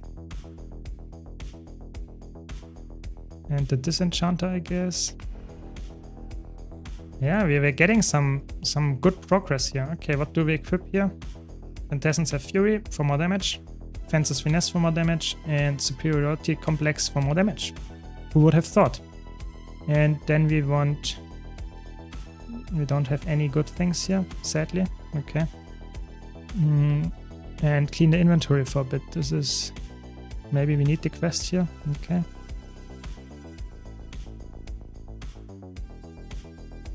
And... We don't need that one. And we can equip this. And this is old. This is old. Take this one, delete this. Oh, that's even better. Crazy. We're getting so many good things. We have a way better crate slot. Nice. This is worse. This is not good, not good. Yeah, I mean, gearing is taking a while, to be honest. I'm not sure if that's even worth it, or if I just salvage everything that I get. Yeah, I mean, I don't know. Just for a new player, equip the stuff that lights up green. That's the most important part. Everything else doesn't really matter too much. And salvage everything with the salvage kit that you have, and then consume the luck, deposit all materials, and you, in the long run, will probably get some decent amount of gold next to some other materials that you need. And it's probably the best bet here. And we are fine again. We have the inventory cleaned up, and we can continue. So we're at 68% almost. Okay. Mistdoc Sanctuary has long loading screen.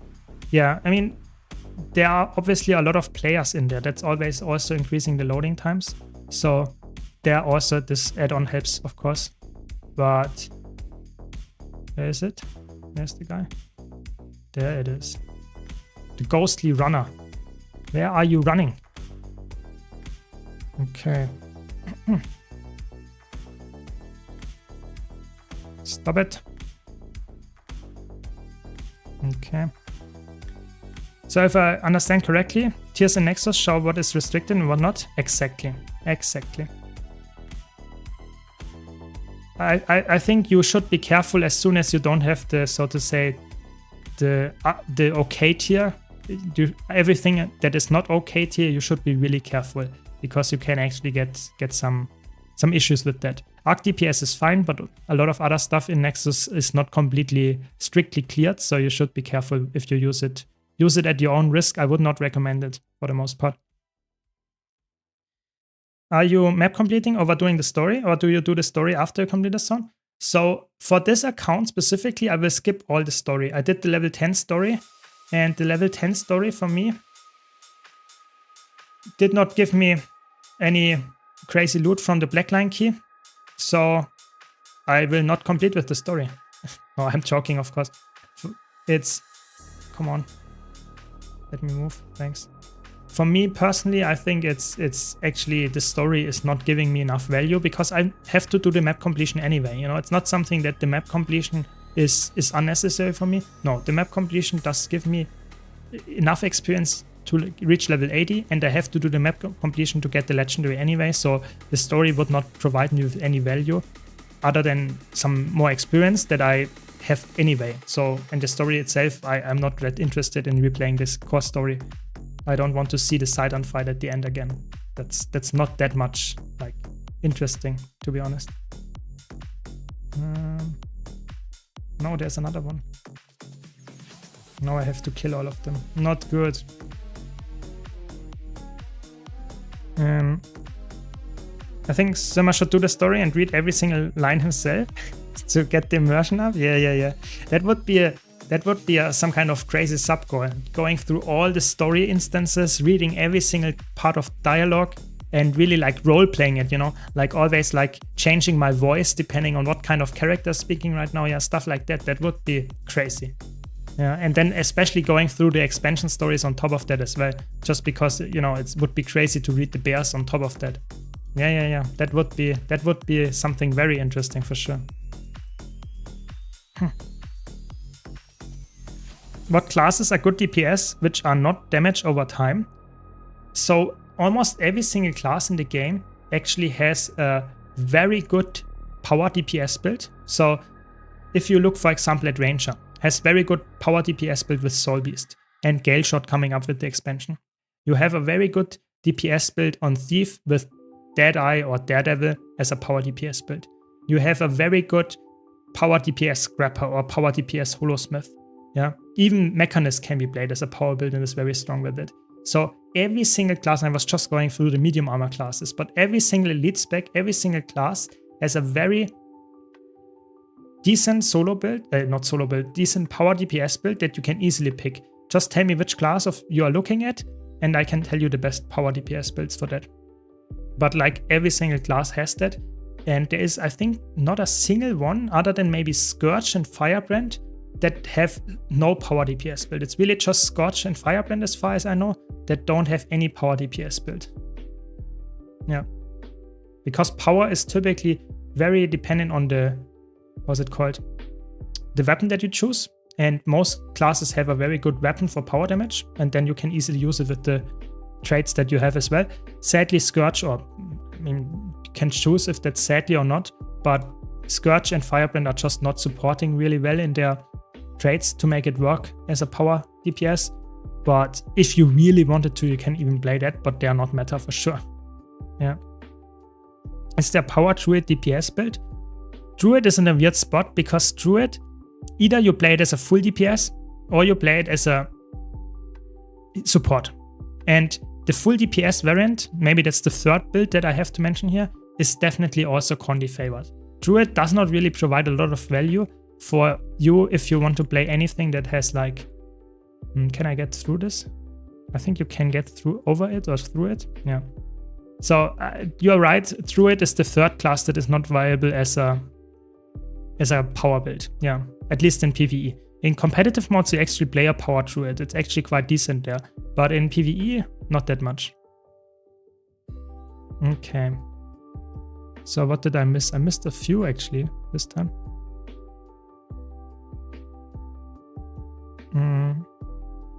Okay, some more enemies here. That's not too bad.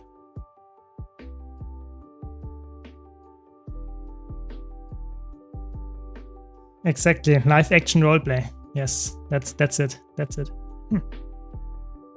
Do you feel that Power Soul Beast is easier, better than Condi Soul Beast for open world? Yes, I think so. At least if you're not in a solo scenario. I would always recommend power bursty builds in open world, in meta events, in group play or something like that, over Condi builds because they just deal more damage in a short amount of time. In the long run, if you have fights that are 10 minutes long, Condi Soul Beast is completely fine. But if you're playing in short run, which you are typically playing in open world, then it's way better to play a Power Soul Beast for sure. That changes if you're trying to get some really try-hard solo stuff going, of course.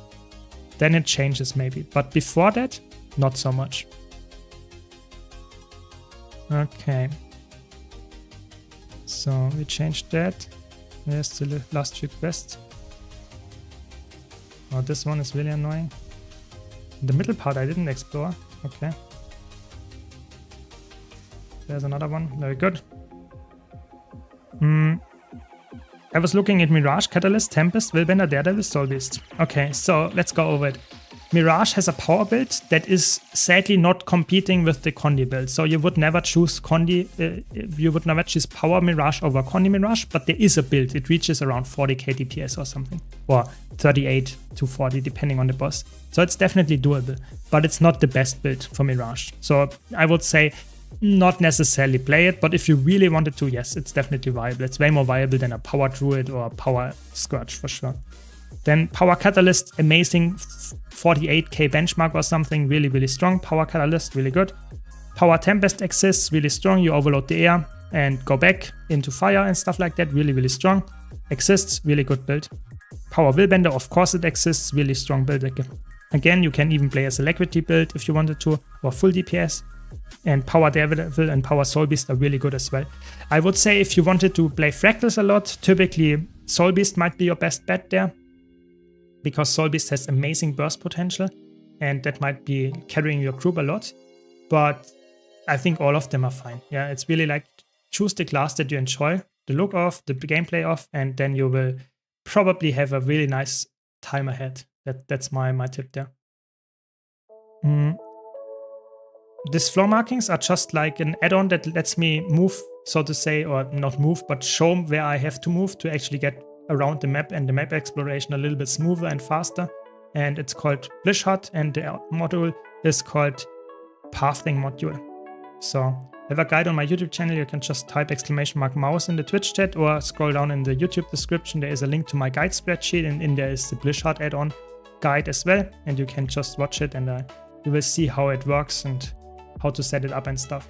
But it's helpful, it's completely legal, and it's just, so to say, an overlay that helps me track the stuff where I actually need to go without too much of an effort.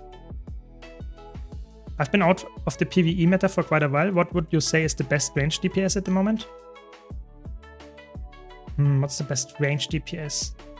It's hard to say what kind of range you're talking about, because I would say you can easily play a Power Virtuoso or Condi Virtuoso as a very, very safe option for range DPS. So I would say those two are actually quite good. But if you're really talking about like tough fights, probably one of the best range DPS is still Scourge for safety. And what else do we have? Yeah, range builds in Guild Wars 2, most of them are not like crazy amounts of range builds in the game. Maybe someone in chat has another idea. But those would be my top picks, to be honest. Okay, so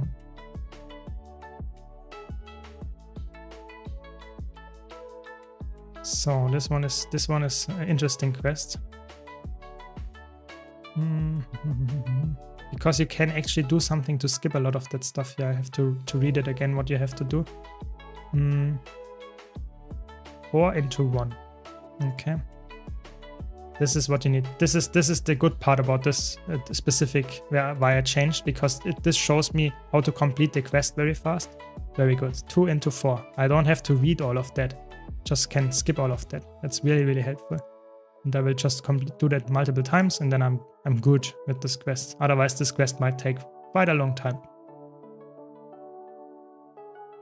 Where is he? Yeah. For her. 4 into 1. Okay. And there's another one. 1 into 2.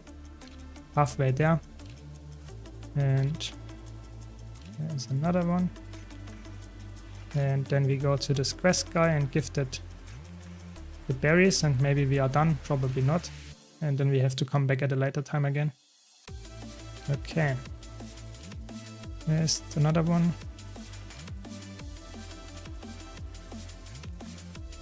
I guess we go down there. Okay, okay. What stats and Ranger would you get for Fractals? I would go for full Berserker gear. This is a safe bet. It works very well on Ranger. If you play Untamed, Power Untamed or Power Soul Beast, they are really, really safe. Berserker is always a good choice. But if you want to double check what kind of the best builds currently used, you can go to Snowcrows and check out their build website. what kind of gear they think there. But if you're going for a power build, that is the recommendation. If you're going for a Condi build, I would obviously go for Viper. But I would not recommend for T4 Fractals to go for a Condi build. Power builds are just way superior there. Okay. And slowly, but surely we're getting there. Yeah, thanks Snowdrop for pointing that out. Yes, I'm using this add-on that just popped up in chat. This is my add-on for the mouse and it helps me move around. Yes. You got a favorite map, whole game, not core specifically? I would probably say my favorite map is Auric Basin. I think Auric Basin is like overall such a well-designed map. The meta event is fun, the other small events are very good, the map looks amazing, it has very nice verticality in it, it has cool hero points in it. I think overall this is my favorite map. Yes, it's not perfect, but I think overall it's a very cool map. I like to go back to it every time because it's just a nice map overall. There are other maps that have strengths in different directions, but I personally think overall this is my choice, yeah. So not a core map, a Heart of Thorns map, yeah. So we need to go and go around there here. And yeah, we have to kill some squid or something. Yeah, I know this.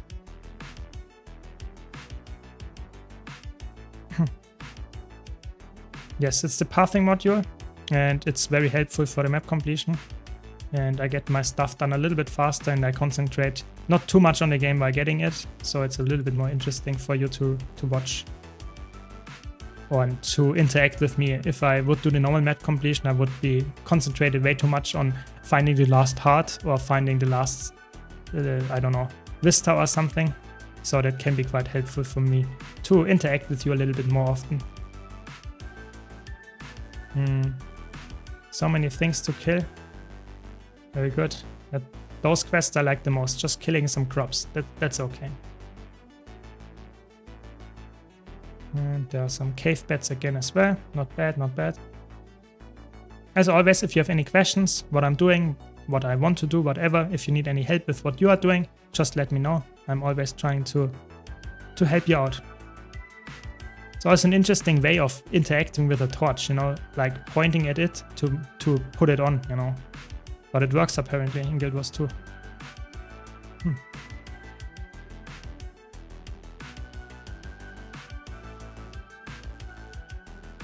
And 100 worms killed. Okay, that's also an achievement that I needed to get for sure. Few more, I guess. I think we get another quest pop up here. I think there are multiple quests in this like hill. I really need to get the auto loot, and so I really notice it that I miss a lot of auto looted stuff. I really do. Because oftentimes I see it and press F, but sometimes I just don't see it. I just like don't notice it that I have to do that in Guild Wars, that there's actually like not always the option to have auto loot, and I just miss it. I just miss my loot. Very sad. Okay. Do you have a job besides streaming? Yes, I do. Yes. I put a lot of effort into my content creation and a lot of time, yes, but it's not my main job yet. Let's see. Maybe we can change that in the future, but right now it's not. What's the best way to get Mistborn Relic? Yeah, I think in PvP or World vs. World, if you have the expansions and the wilds, you actually get it quite easily. You just have to do the reward track and you get it there. But it's definitely, in my opinion, something that is somewhat annoying to get if you don't have the energy or patience to grind it in PvE. I would say it's better to get it in competitive modes from just the reward tracks, because there you can guarantee it and you will get it at some point. Whereas in the other one, I think you need to do an achievement, or is it like Greer CM or something like that? It can be quite annoying to get. Yeah. No, it's not Greer CM, because that one is obviously the Blightbringer one, but there is some annoying ones to get. Yeah. Okay, how much more? Is it one more thing? Okay. There we go. Okay. And then we need 2 more quests. What is this guy? Golem in there. Okay. Do you think Tick Waddle is worth doing? So if you spawn in a map and it's directly able to be done and not have to wait for multiple minutes, yes, it's worth it. It has a decent amount of loot that you get. It is not like the craziest gold per hour, but if you do it very efficiently and spawn in, get a kill and go back out, then it's actually quite good. But if you... How can I get up there? Oh, there. Okay. So if you have to wait for it 15 minutes, then you do it 15 minutes and then it's half an hour for like, I don't know, 5 gold or something. That's not worth it. But if you spawn in, you get the kill in 5 to 10 minutes. It's 5 gold or something. That's good. Yeah. So I think it depends heavily on how fast you do it. I personally don't do it every day. It's too much of an effort for me. I don't do all the meta events and stuff every day. But if you like those, it's definitely worth doing. Yeah. At least if you do it fast. Is it possible to change the Mystic Furs as ended rings or amulets to other stats? This only works for weapons and armor, but some rings can be changed. For example, the ones that you get from Bloodstone Fen, so Living World Season 3 map. There you can actually exchange it. But in all the other trinket slots, you can't stat swap them. There are some stat selectable rings, but they are stat selectable only once. Wrong direction. And I would say it's very convenient that you can do that for Ascended Armor and Ascended Weapons, but you can't sadly do that for trinkets. And you have to stick with those and just accept that you chose Berserker and that's what you have to use. And then if you want to get a different one, you have to find a different trinket. Only some specific rings and trinkets can be changed, but those are like really a big exception because they are from a specific map or have some specific interactions. I think the PvP one, I think you might also be able to change, but it's really like there are some, but not a lot of them that actually can do that. Yeah. I don't do metas regularly, yeah, because you might have noticed that I upload a daily video every day, and that is a lot of effort. And then if I would do a lot of other different things, like doing all the meta events, doing like my streams here, I don't know when I would work and what I would do when I would sleep. So I just, at some point you have to say, okay, that doesn't fit into my schedule. But I would say for me personally, I think meta events is something that is a little bit on the lower priority. I think fractals are a little bit more fun to me to play. And therefore, typically I would say it's better to skip the meta events that are not extremely well worth doing. And in the long run, that's probably still enough gold gain if you do the dailies on the login in the Wizard's Vault and stuff, and the weeklies, get some Ice Fruit Saga strike missions, get some fractals done, you get a decent amount of gold. I don't engage too much with open world meta events nowadays.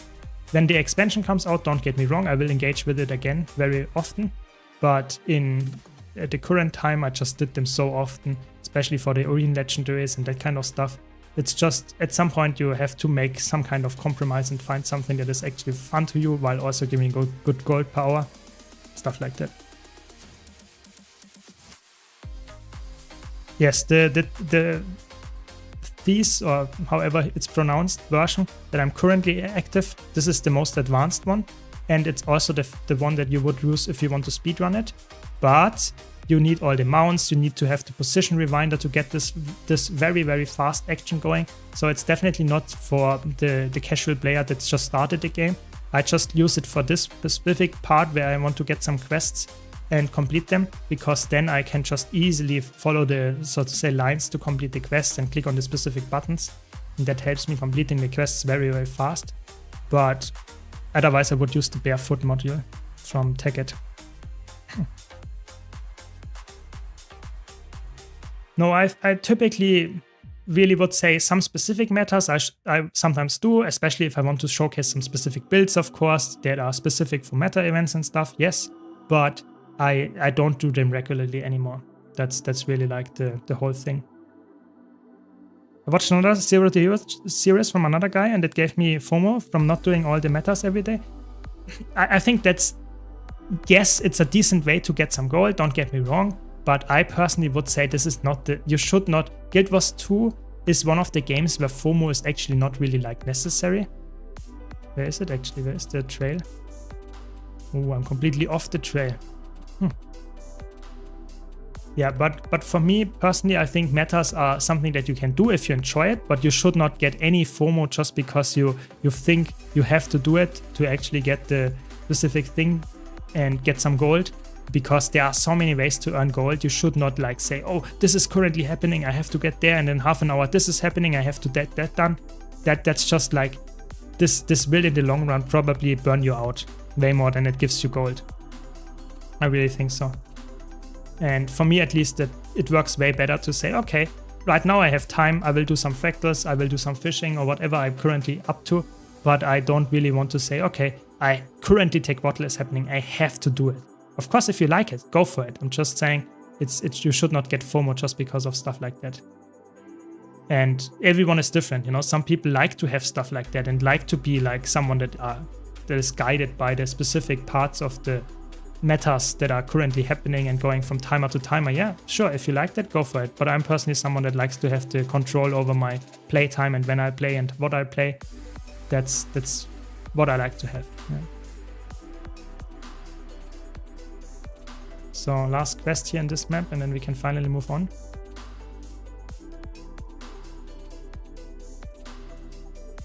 So I think it's okay to say skip meta and do fractals and then work on return achievement for legendary? Yeah, I definitely think so. I think it's not only okay, but it's in my opinion also a very time efficient way to do that.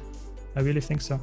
That's where I wanted to go. This is such a good hard, just pressing F and moving fast around it. There we go. What did we miss? We missed something else. Oh, 2 hero challenges. Okay. Where are they?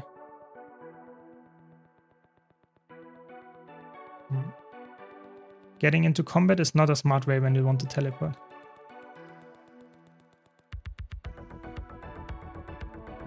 Come on, don't follow me across the whole map.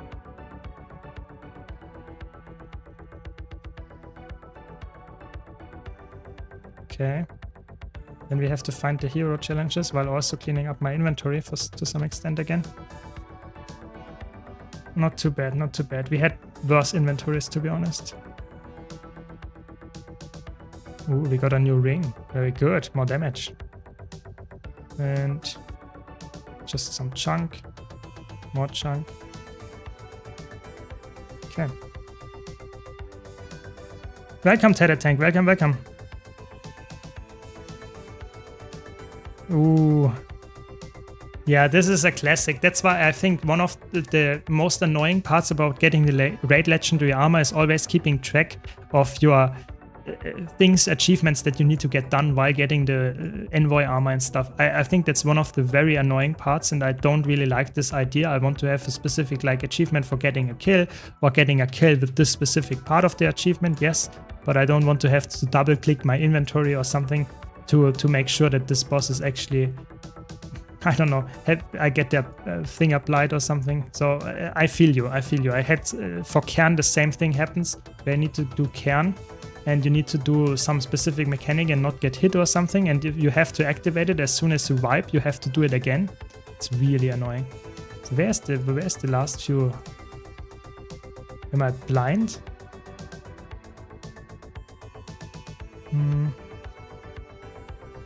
There's one. I think there's one. Every meta you don't do drops an infusion. Don't ever close the Guild Wars 2 client. You are missing out. Yeah, I mean, the good thing is on my main account, I'm pretty sure I will never drop an infusion. You know, but with the luck that I have on my main account, I would say just like skip everything. You will never get any infusion anyway. So just be better safe than sorry and not waste your time and get your hopes up. But I think there is not. Where is the last one? There are I'm missing 2 of those. It's crazy. There's one. And there's another one. I knew it. Okay. That's where we want to go. That's the problem again with the Thieves module, because this is not showing you the hero points because it expects you to get the hero points from World versus World. Yeah. And this is obviously not something that is feasible for me on this new account. So I have to get them a different way. So I have to like, there's this add-on for using for that one. There's this add-on for using for that one. It's just at this point, I have like 3 different add-ons that I have to use all the time. So no, I want it on the other side. Annoying. Okay. Yeah, I really feel you. That happens sadly quite often. You only have to do it once. Only remember it one time and you will be good. But you have to remember it at least once. Yeah. Okay.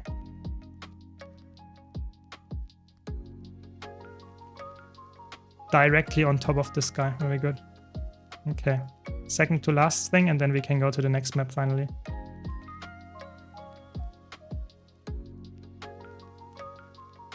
Okay. The return achievement is a long run thing. Yeah, it only takes, like, you only have to do it once, but it takes a while for sure. So I would say don't burn out, do it slowly and you will get there. That's always the rule in my opinion.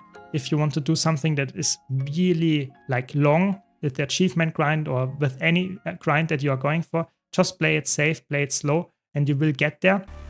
And especially the return to achievements are not so bad because you just can go from one map to another map and just complete it one after the other, and then you get a legendary. You know, you don't have to spend any gold on that. So that's definitely something that is worthwhile considering. Yeah, you just spend a little bit of time and you get legendary from that, free legendary. So definitely a good time investment. Just take your time. There we go, finally.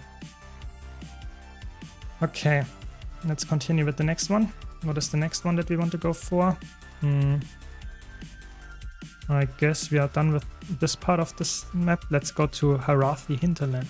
Or can we go there? No, we can't. We have to do Chandaran Fields first. Okay, let's do those first then. 99%. Yeah, exactly. 99.9% of the game players quit before they get their big jackpot item. Yes.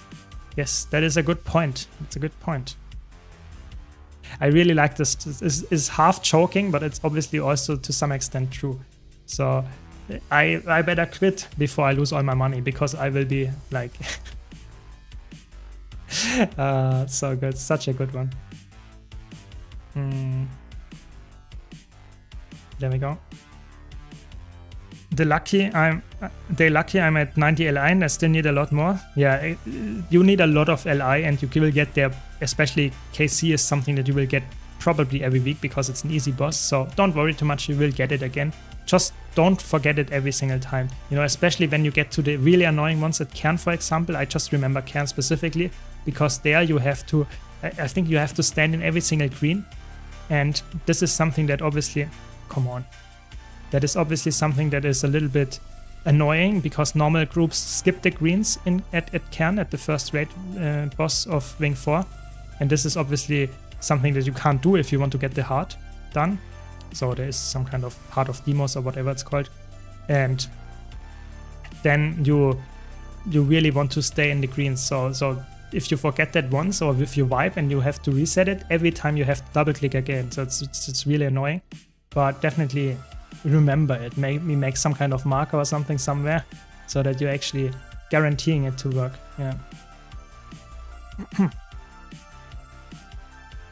Is it the easiest legendary amulet? Yes, for sure. It's the easiest one to get, but the thing is, if you have a lot of gold to spend, then there might be other ones that are faster. Yes, that might be true, but if you want to save some gold and don't have enough gold to just waste it on a legendary amulet or something, yes, it is definitely the easiest one to get, for sure. I would anyway recommend it if you're a new player, because the return to achievements are actually also just a very good way to interact with all the old maps and see how they are, or oldish maps, and see how they are working and get some achievements there.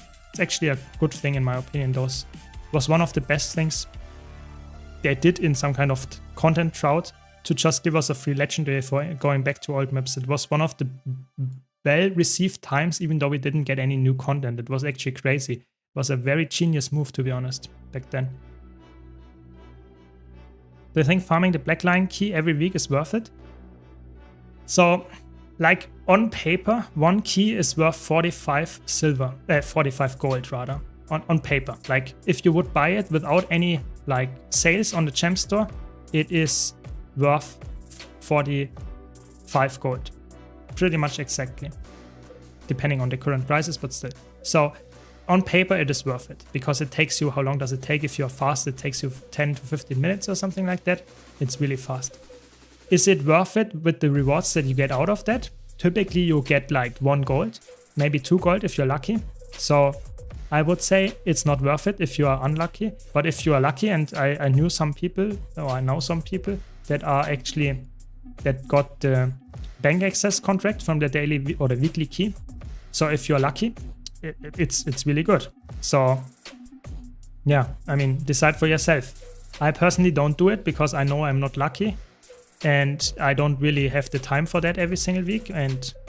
But I can definitely see that if you like that kind of content, then sure, go for it. That's hopefully helps you a little bit. How hard is Wing 8, by the way? I think it's one of the harder raid wings. Together with Wing 7, probably one of the hardest raid wings. At least for me. I think the normal modes are okay, especially normal mode Decima is actually quite, or Ura, those are actually quite good. Rias is a little bit more annoying, but there are also the challenge modes, they are actually quite challenging in comparison, especially in comparison if you look, for example, at KC CM, so Keep Construct CM. This is a choke, whereas you have like Greer CM or even Ura CM or something, they are way harder than other CMs. So yeah, Wing 8 is definitely on the harder side, for sure. For sure. Yeah, exactly. This is like Snowdrop, that's the thing that I'm like very eager to get to. The last 3 maps in my map completion will be the ore maps, because there will be no quests anymore. Yeah, so I will be like, the last few maps will be like my final push, and it's very fast and very fun to actually get there, because I know it will be very easy to complete after that. That's my whole hope, that I will get there rather soon, and then I don't have to engage more with all this stuff. Don't get me wrong, map completion is actually quite fun. The first time, maybe the second time, but not for the 15th time. So that's why I want to get it over with, and I also am at like level 45 with 48 already, so we are slowly getting to level 80 as well, and then we can do some strike missions and fractals on top of that. That's also a little bit more different things, but we need the map completion, so grinding.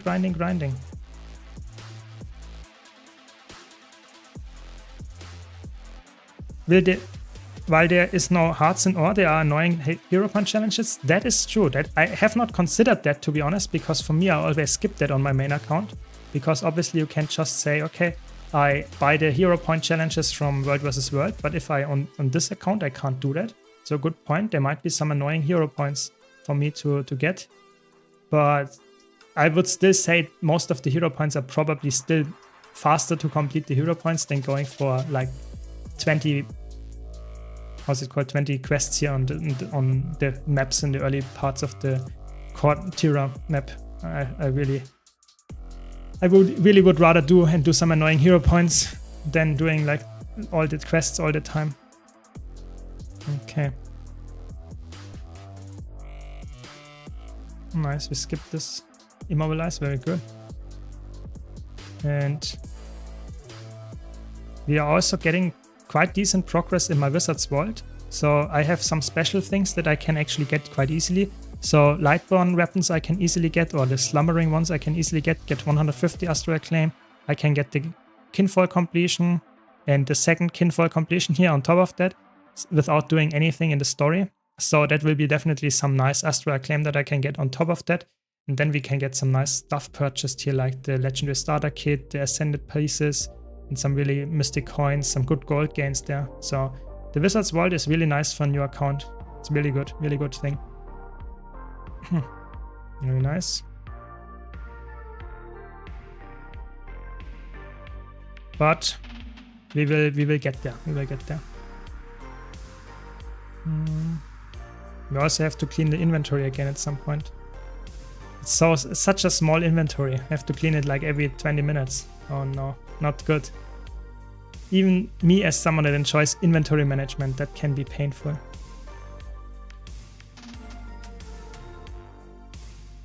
Okay. Nice. We have someone that spawns a lot of dredge and we can just kill them and tag them. Very good.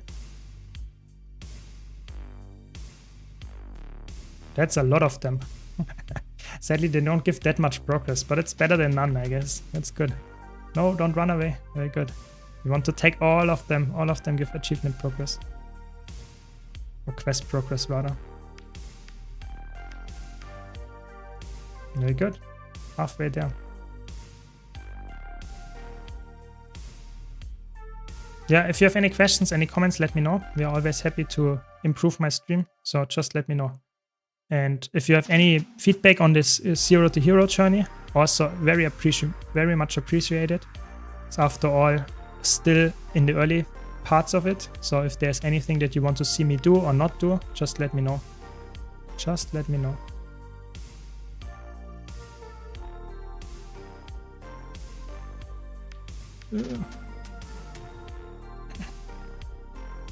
Okay. Almost the next quest done. You can see also that I never change my gear or buy any gear even. Gear in Guild Wars 2 for leveling is completely unnecessary. You can just, whatever you want to equip it. It doesn't really matter for the most part. Really just equip something that you get if it is lighting up green, so it's improving your gear. Just swap that out. That's it. You will swap it out anyway after a while. So just stick with something and improve it all the time, but don't buy anything specifically for your journey. You will outlevel your gear way faster than you will actually need anything, and you can even clear most of the content actually, I would say, naked if you know what you're doing, so it doesn't really matter too much. Just saying, get any gear that you find and don't buy anything. It doesn't really matter.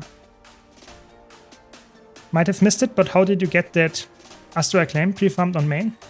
So, exactly. So this is obviously not, this is my first character here, but I specifically used the level 80 boost on a second character to unlock the Wizard's Vault.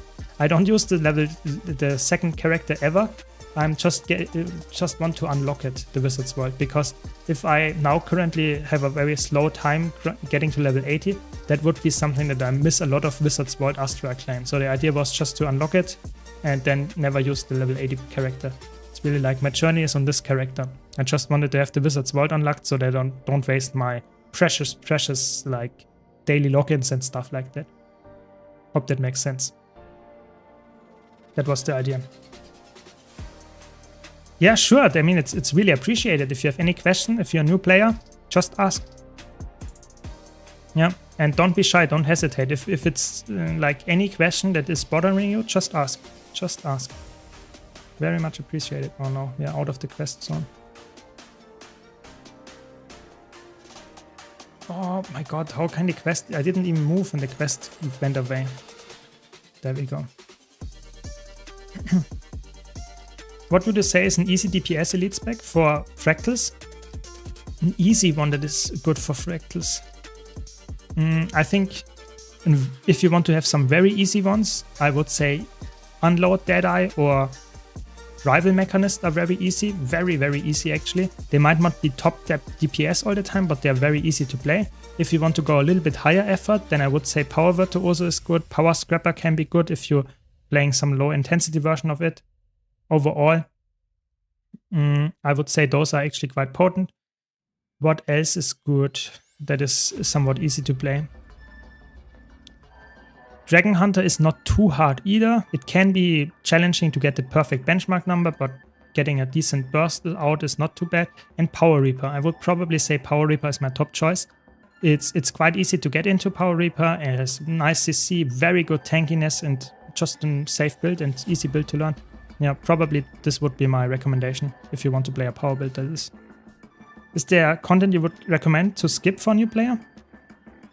I would say try out every single piece of content that you come across as a new player. And if you enjoy it, stick with it and play it more. If you didn't enjoy it, maybe come back later. If you are higher level, if you played a bit more. But I would say there is not a single piece of content that I would say skip it without any thought on it. I would always say try it out because maybe you like it, you know, that's always important. Guild Wars 2 is to some extent a sandbox game. So if you enjoy a specific part of it, go for it. It doesn't tell you specifically you have to get this, you have to do this. So I would say leveling is probably the first thing that you should do and get to level 80. But as soon as you reach level 80, you can just try whatever you want. And you will probably find something that's fun. I personally would say skip raids for the first part when you reach level 80 and start with strike missions and fractals, maybe dungeons and stuff like that. But even getting into raids is not that hard. You know, I would just say get a little bit of understanding of your level 80 class and your build that you use before you jump into raids, but even that can work. Just saying, play everything, try it out, try to be open-minded and try to improve at it. You will find a lot of cool stuff in Guild Wars 2, for sure. What are the best things to get from the Wizard's World for a quite new level 80 playing the first expansion? I would say if you don't have full Ascended gear, obviously getting Ascended gear is a very, very good thing. Because that's otherwise not annoying, but might be a little bit harder to get. And getting the gold stuff. I have a full tier list on my YouTube channel where I go over every single item, so maybe you want to check that one out. But in general, I would say getting stuff that progresses your account is way more valuable than just gold value. Of course, gold value is very nice and good, but stuff like the Ascended gear, like getting maybe Mystic Clovers, getting stuff that actually progresses you towards Legendary is way more important than just getting some rare, just some gold or something. So I hope that makes sense. I will face the troll. They are so trolls. Very good. I started Power Reaper and was very easy. Then my 2-kit Mechanist. Yeah, 2-kit. As soon as you have multiple kits in your engineer rotation, it definitely is not the easiest to learn and get into, for sure. It doesn't mean that you shouldn't play it. If you enjoy this kind of playstyle or even like a challenge, sure, go for it. But it's definitely easier to play Reaper, that much is for sure. Yeah, it's definitely, I'm definitely with you there, Tedded. I think that the super speed, the barrier access on Scrapper is amazing. It's really fun, but you have, if you want to get the highest damage numbers, you really want to get the, how's it called? You really want to get the multiple kits set up. And that's obviously not something that is very easy to learn the rotation. It just needs some practice and it takes a while. It just takes a while, which is obviously not a problem. You know, some people like the challenge, but I would always say that if you want to have an easy time, probably start with something that's a little bit easier, like Power Mechanist with Rival, and then slowly make your way from there. That's probably what I would recommend. Does Elementalist have skills for skipping in fractals? So you have one skill that is like Blink. It's a little bit worse on Elementalist. It's straight up worse than Blink, but you have some teleport, and you can then teleport, for example, through the ceiling or something like that, and then you actually have a way to skip some stuff that other players would not be able to skip.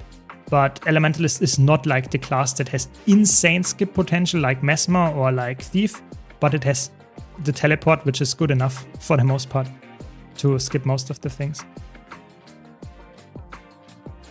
That's interesting. There can be two people in the same thing with different animals. Okay, interesting. Did not know that. Yeah, I guess you never stop learning. There we go. How many more are there in there? One more. Okay. I finished the Obsidian medium armor yesterday. Congrats, very good. That's a good long-term goal that you got there. Very nice. Congrats, congrats.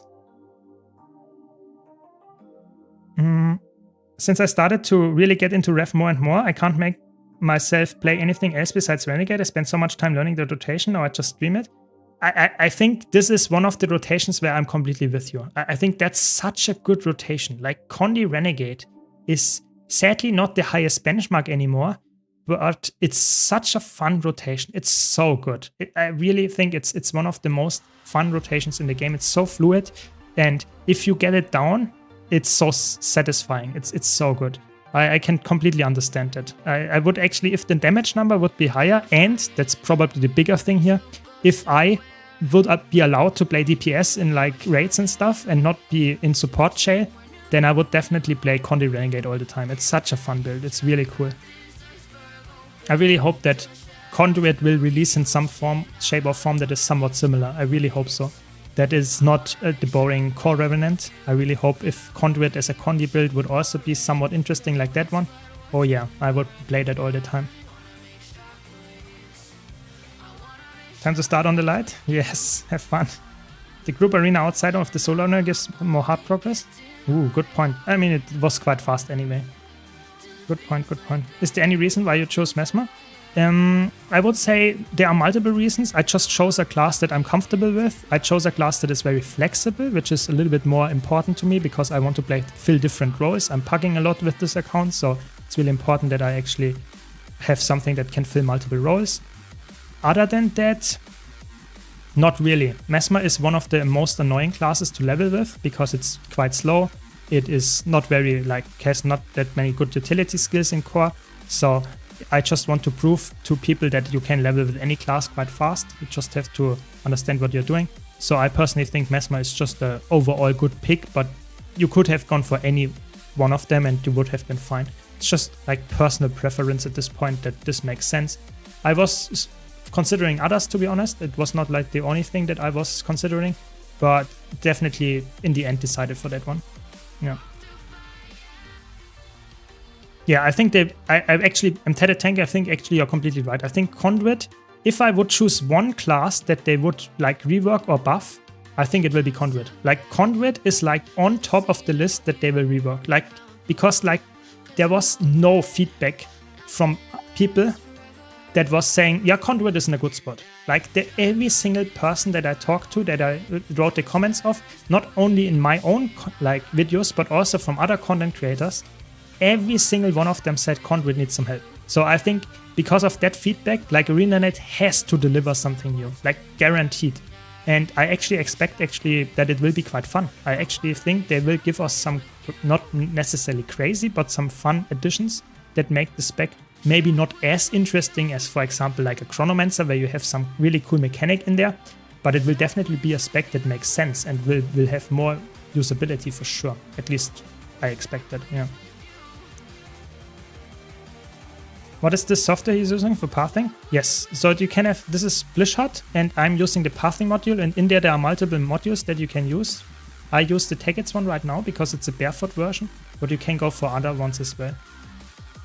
Just go for the one that your playstyle is, so to say, is good enough. So if you have mounts, if you want to be really fast, the Thieves version is really good. If you want to be barefoot like I am and don't have any mounts other than a Raptor, then I would go for the Taggets one. Those are quite good ones. Yeah. What is the coolest thing about Elementalists? So Elementalist, in my opinion, is the coolest part about Elementalist is that it doesn't matter which kind of build you're playing. If you're playing a DPS build, if you're playing a healer build, if you're playing a support build that is dealing some damage as well, it is always flexible because you always have 4 elements. If you're not playing specialized elements evoker, that is. So you have insane amount of like utility in the kit, always. Like even on a DPS Elementalist, you have crazy amounts of utility in the kit. Or flexibility. You can swap to water to heal and cleanse some condis. You can swap to air to get some CC out. You can swap to earth if you want to get some barrier or something. Just naming some things that are on Scepter. So it's very, very good what Elementalist has just in general as flexibility. No class comes even close with the weapons flexibility. It's crazy. So definitely a good pick in that regard. But it's obviously also a class that might be a little bit more challenging than, for example, like a, I don't know, Reaper, where you have insane amount of sustain. Whereas on Elementalist, you might actually be a little bit squishy. There is something that hits me very hard. What is that? Just the enemies, I guess. Sad. Conduit is from Revenant. Conduit is the new elite spec coming up from Revenant. Yeah. I haven't seen any other class with more negative feedback than Conduit. It needs it bad. Yeah, definitely. Definitely. I don't know what it will be, you know, what kind of help Conduit will get. I just hope it will get any big amount of help and I would be happy. Like, really. I think the anything that is like decent amount of holy moly, how much damage do they do? It's crazy. They just almost two-shot me there. And they are like way lower level. I don't know. Maybe I just was standing in their face. Yeah, we did it at least. So maybe I should concentrate more on the gameplay rather than the chat. Maybe that would also help. Okay. Welcome. One more pull. Welcome, welcome. What's the easiest way to farm core mastery points? I've already collected those 9 in the open world. Want to unlock autoload so badly? Oh, I'm with you there. So I would say getting stuff that gives that is typically story, some stuff in the open world, like some quests here. I will do that here on this Zero to Hero challenge as well at some point. Getting the hero points, especially for the autoload and stuff. So I will give you the definite answer to that when I will do it myself. What's the easiest way? But I think Fractals gives some amount of them, and the open world ones you already got. So there are actually some decent ones, but you are correct. They might be a little bit more annoying if you don't want to do the story, because the story is always a big part of getting mastery points. And if you don't want to do them, that can be a little bit more annoying. For sure, I know that. I will also skip the story to some extent. So let's push into those again. Like 4 people here. Nice, we finally got it. We can continue.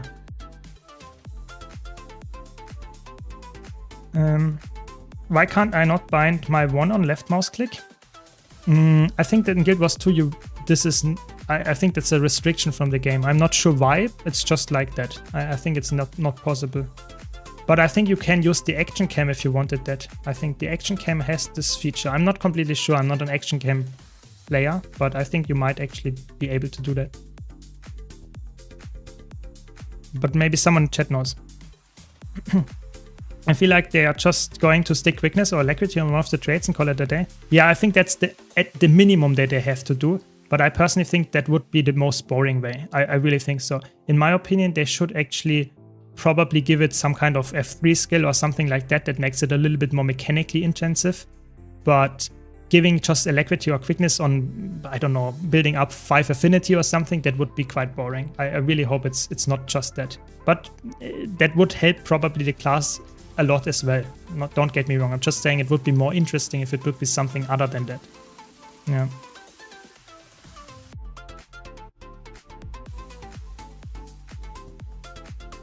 Yeah, exactly. I think Action Cam, I would say most people in the community don't play Action Cam, but there are some that play it exclusively, like we already have here in chat as well.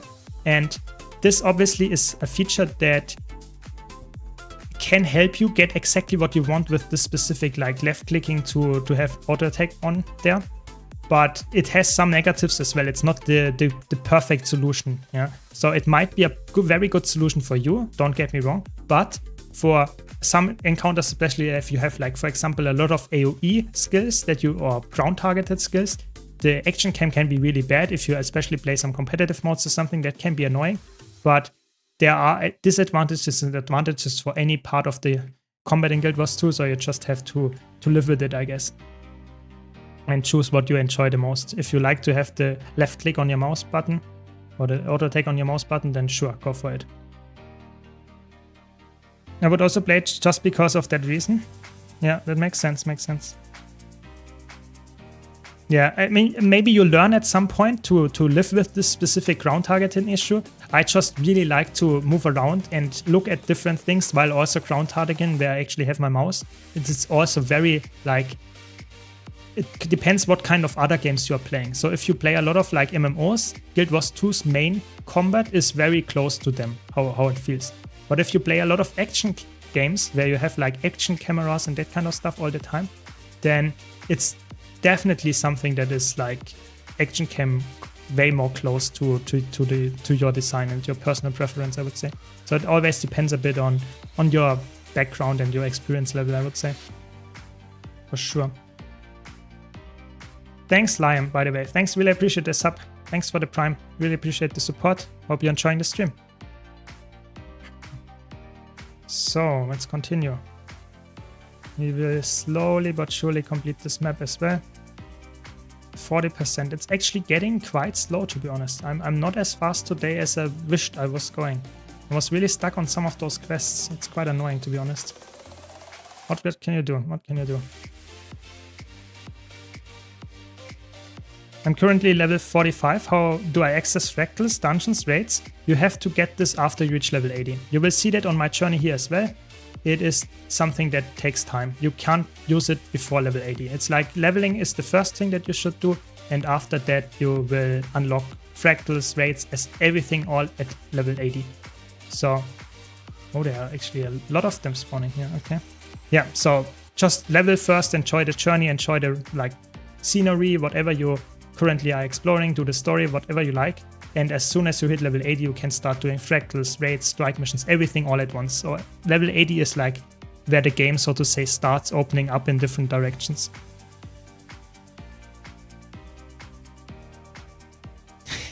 I'm good. You know, it's Guild Wars 2 0 to hero journeys, so very like interesting new way at looking at the game for me. I have not done stuff like that in the last decade, so definitely a different experience for me to run around barefoot and trying to complete the maps here in a decent, fast way. Yeah, definitely interesting. That's a really good quest. I can interact with all of them and kill all of them all at once. That's a good one. Yes. Yes. Those are the best quests. Yes. Yes. Yes. Yes. Yes. All of them. Please, come on. Maybe you have a chance against me. Maybe I oversold my confidence here, but no, I think it's doable. It's doable. I was a little bit scared because previously I died to those pirates, but those brawlers have no clue what they are doing. Very good. And the quest is done. That's how I like my quest, you know. Then I wouldn't mind the quest, but if I have to press F for 200 times to complete the quest, that's not what I like.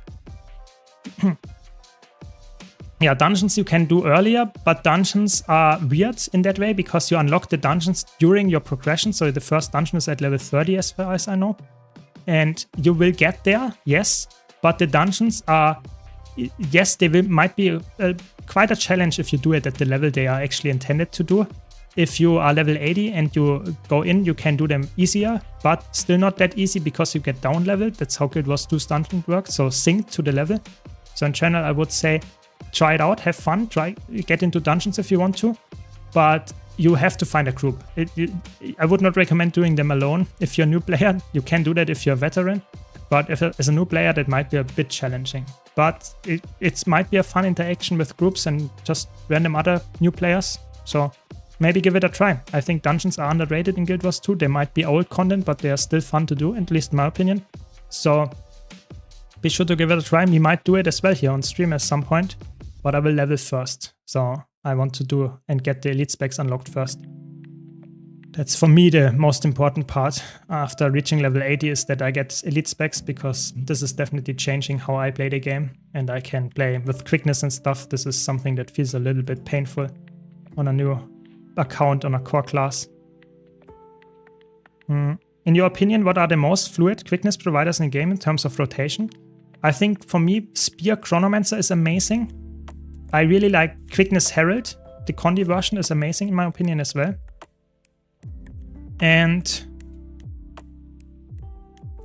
yeah, those two are probably my maybe Quickness Catalyst if you like to play piano. Those three are probably my favorite offensive supporters that do that.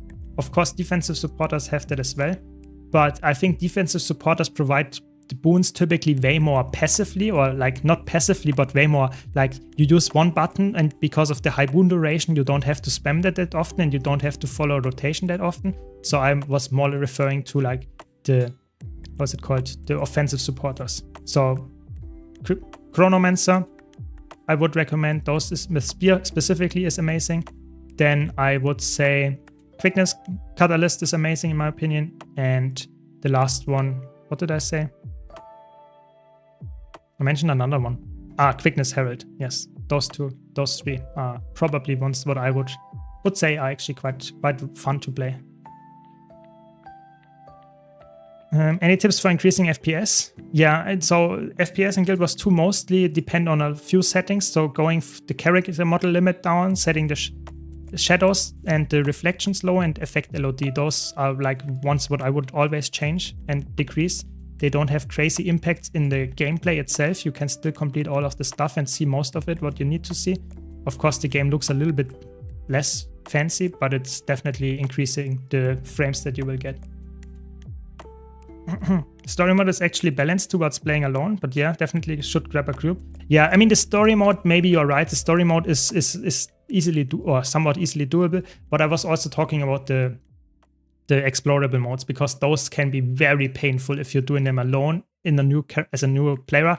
You will probably not complete them. They are definitely not made for that. But the story mode, maybe you're right. Yeah. I found dungeons really hard and confusing when I was leveling. You need to already have an idea of how to play the game. Yeah, I think dungeons were designed in a way that they were the end game at the start of the Guild Wars 2 games journey. And I definitely see that in how the dungeon is designed. It's not something that you would recommend a new player to say, oh, just jump in and do the explorable paths. This might take a while. It's really like explorable then. You explore the dungeon and you will take hours to complete it, I would say. Especially if you do Ara, that is a level 80 dungeon, yeah? But if you do that for the first time, you will take hours probably. If you have like a full party that doesn't know how to do it, yeah, it takes a while. It's fun if you like that content, but it takes a while, yeah. Does Chronomancer have a top-performing pure DPS build for fractals and raids? It does. It's not like absolutely highest benchmark number, because the highest benchmark number can only be occupied by a single build, because that's the highest benchmark. But power DPS Chronomancer is actually quite high. Yeah, it's a decent damage number, and it actually got buffed a few weeks ago. Yeah, so it's definitely a good build, solid pick. I don't see a lot of people playing it, because most Chronomancers are either in healing jail or are playing offensive support Chronomancer. So there is like one player in the whole EU server that plays this as a DPS, but that doesn't mean it's bad. It's just like typically people play more supportive ways on Chronomancer. What is your least favorite specialization? Probably Deadeye. Like I just don't play that much Deadeye. I think it's a little bit. It's not how I play it. It's not. I don't want to be mean to anyone that plays Deadeye. I'm just not the biggest fan of it. I think if I had to choose a single elite spec that I don't like to play, it would probably be Deadeye. Yeah, because it feels just for me it's not made for me. It doesn't make click. Yeah, that's the whole thing. I can completely understand if you're Thief main and I say, oh my god, this guy is stupid. Why does he say Deadeye? It's amazing. I can completely see that, but it's just my opinion. It doesn't have anything like I can say this is the reason for it. I really don't know. Yeah. Yeah, so quickness spear Chronomancer is really good. Yes. It's might not be the best one, but it's very flexible, and therefore it's really, really good. Because of that, the flexibility it provides is amazing. Does lots of damage, and it's fun build, very fluid. That's why I would recommend it.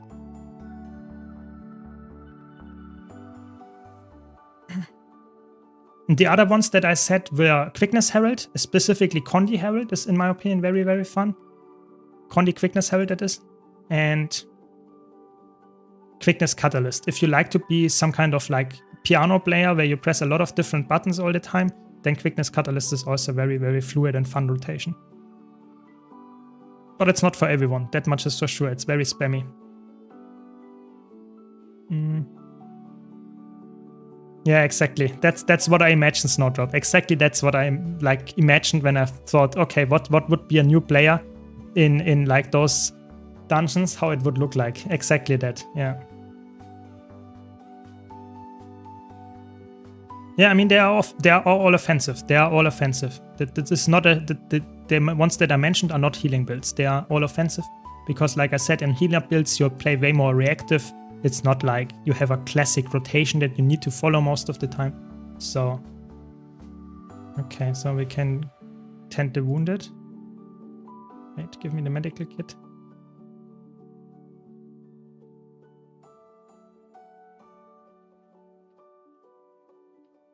And where are they? Oh, there. Nice. Ah, that's a slow quest again. A little bit sad, but what can you do? Is Chrono really a squishy class? No, I think Mesmer in general is like squishy if you don't know what you're doing. Like if you really don't understand anything of your class, yes, it's somewhat squishy. But you always have some kind of defensive invulnerability skill. If you play sword offhand, you have an evade or a block here. If you play sword mainhand, you have another block or evade.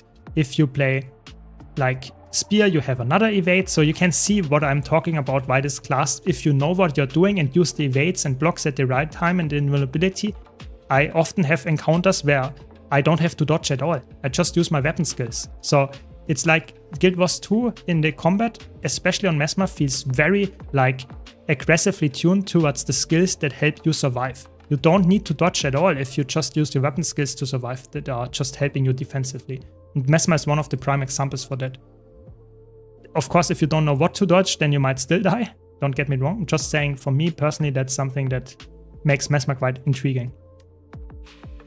Currently going for Vision. All of the time gates steps have been completed. However, I'm in need of some quick gold for materials for the astral weapons. Any advice how to get 100, 200 gold somewhat quickly, efficiently? So I would say if you have the Wizard's Vault and not all of the stuff in there, you should get that. Other than that, you can convert some currency. So that's always something that is actually a quite nice thing to do. So if you, for example, convert, where is it? Volatile magic into tier 6 materials and sell those, that can actually be quite nice. But gold is something that a lot of people crave. So typically, if you know how Guild Wars 2 works, you just have to slowly get more gold, like playing fractals and maybe play some other gold gains that you can get somewhat fast. But there is no fast way to get 200 gold, because if I told you, then probably the way would be not that lucrative anymore at some point. That's just how the market works in Guild Wars 2. Do you know the hybrid Soul Beast DPS? Is it comparable to Quickness Catalyst in complexity?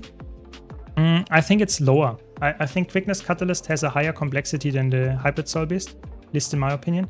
But of course, you can't provide quickness on Soul Beast anyway. So I think it's a little bit different of a build. But yeah, if you're just talking about complexity, yeah, for sure. For sure. Okay, so where we want to go? There. Yeah, so I think definitely give it a try. It might be lower complexity than the Quickness Catalyst. I mean, ecto gambles on general gamblings like blackline chests. I mean, like I said, I had a viewer that was opening one blackline chest and got the permanent bank contract, you know, like for over 6k or something, or almost stuff like that sold. Yeah, I mean, if you're lucky, sure, go for stuff like that and you might be happy and find that. I don't have any experience there. I'm not the lucky guy there in that regard. So if you're feeling lucky, go for it. I personally would not recommend to gamble in any game or in real life. It's just not worth it in the long run. But like we mentioned earlier, 99.9% of the gamblers quit before they win big. And that's a true statement, I would say. Doesn't mean that you should not quit. I'm just saying it's a true statement. Yeah.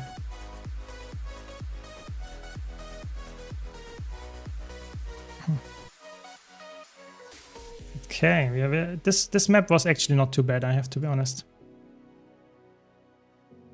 Not too bad, not too bad.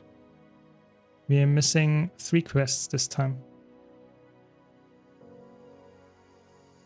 You can see here very well that I'm just like pressing F, weapon swapping, so that I get done with the, so to say, cast of this, and I don't need to fully cast it and can move to the next location and, so to say, skip half of the animations all the time and therefore save like 50% of the time that I would normally use to cast all of those skills or all of those, whatever I'm doing with those Orient corpses.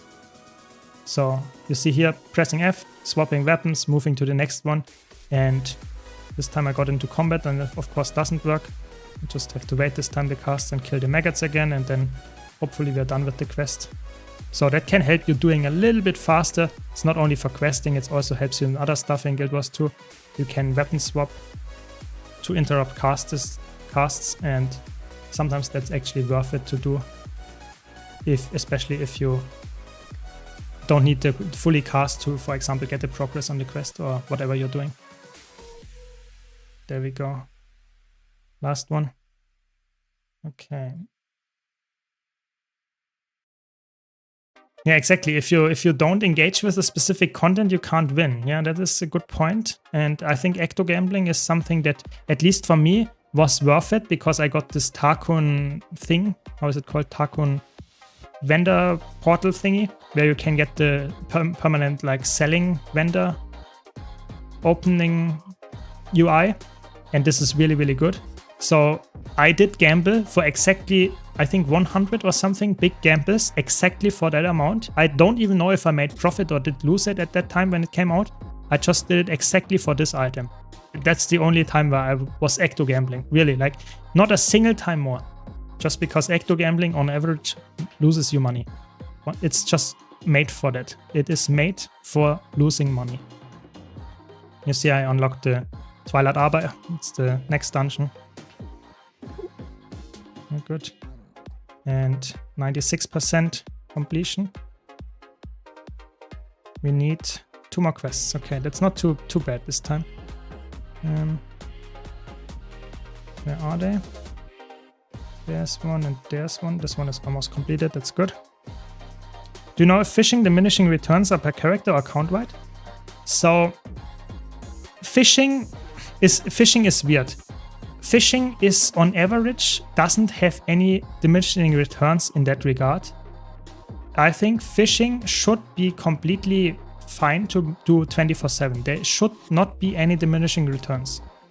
Fishing is completely fine. It doesn't matter if you're on a character or on multiple characters. It should be completely fine. Okay, there we go. One more.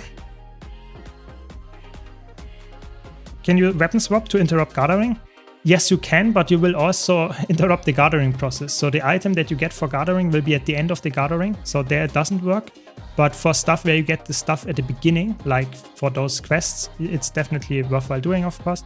For gathering, sadly, it doesn't work. Sadly, it doesn't work.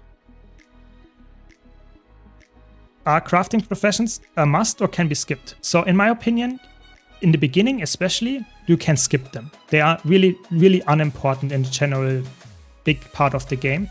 But if you want to get at some point a legendary or want to get even like legendary armor and that kind of stuff, then you need crafting.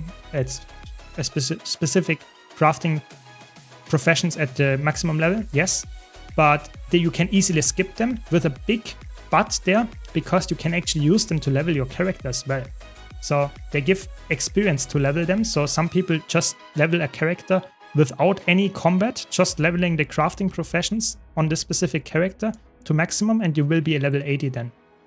That can work, but it's obviously, it costs gold to do that. So it's not like the best way, I would say, but it's definitely a way that can work for you. So I would say crafting, if you don't have it and don't want to spend gold, it's a way to skip first, and as soon as you reach level 80 you might come back to it. But for most people, I think it's not the most important part. Yeah. Mesmer Mirage is super hard. I couldn't stay alive. Yes, Mesmer Mirage is like designed in a way that is very squishy and very punishing if you don't know when you have to dodge and stuff. Yeah, it's very punishing. It's just by design like that. Yeah.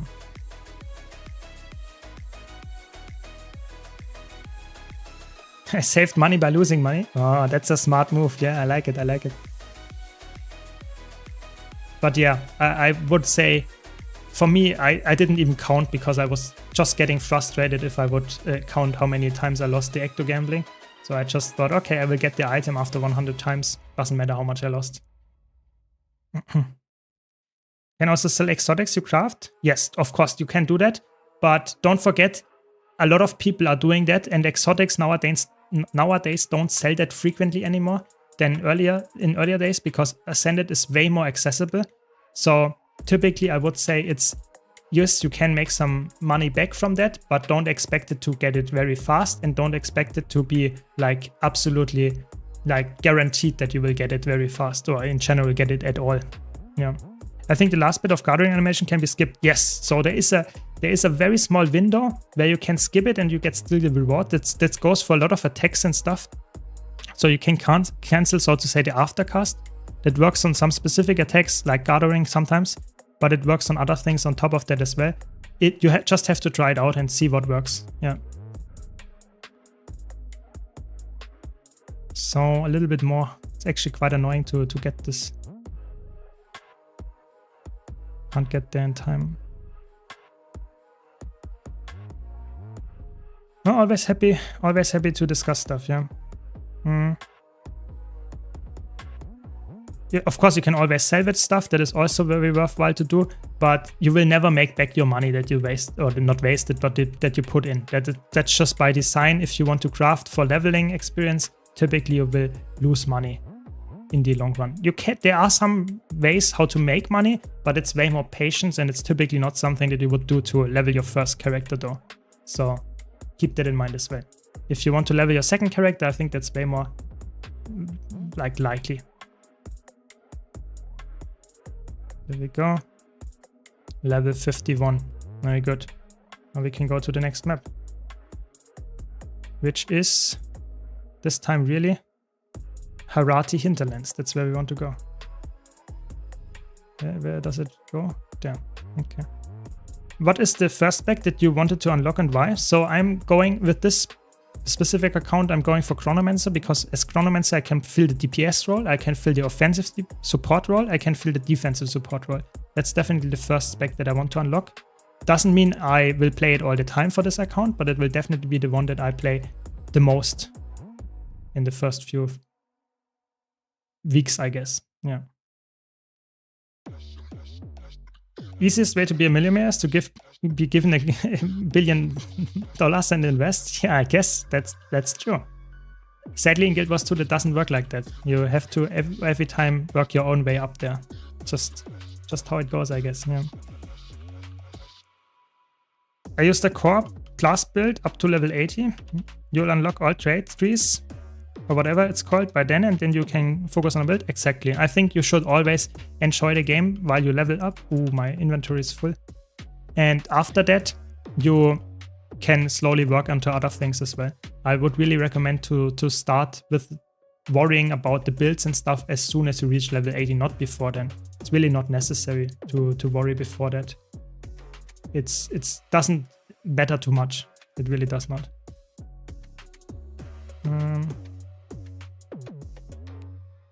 Okay. Okay. Can salvage some stuff. Very nice. And get some more inventory space. And looks way cleaner again. Maybe not that clean. I need a vendor, but still. Not bad, not bad. 10 gold already. Yeah, we're getting there. We're getting there. 41%. So not too shabby either. Slowly progressing through the map completion here.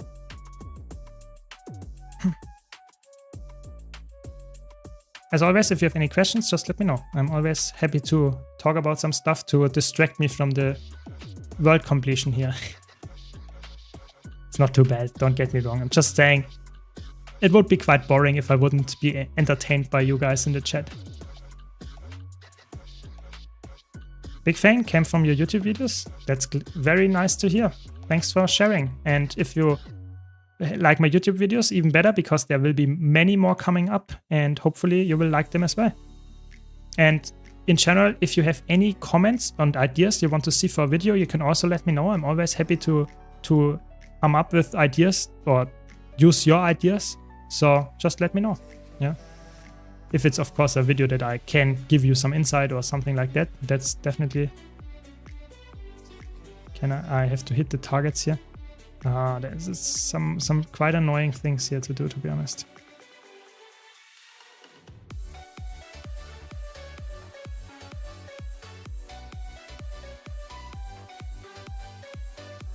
But it takes forever. It's crazy. I think there are some mercenaries that you can talk to, and then you can do it a little bit faster here. Yeah. There's another one. Okay. Yeah, some quests are just very slow. Yeah, the mercenaries are better, but I think they are not enough to complete the quest, so I have to come back at a later point again. Yeah, I think this kind of quests, I don't know. It feels not the best quest design, to be honest.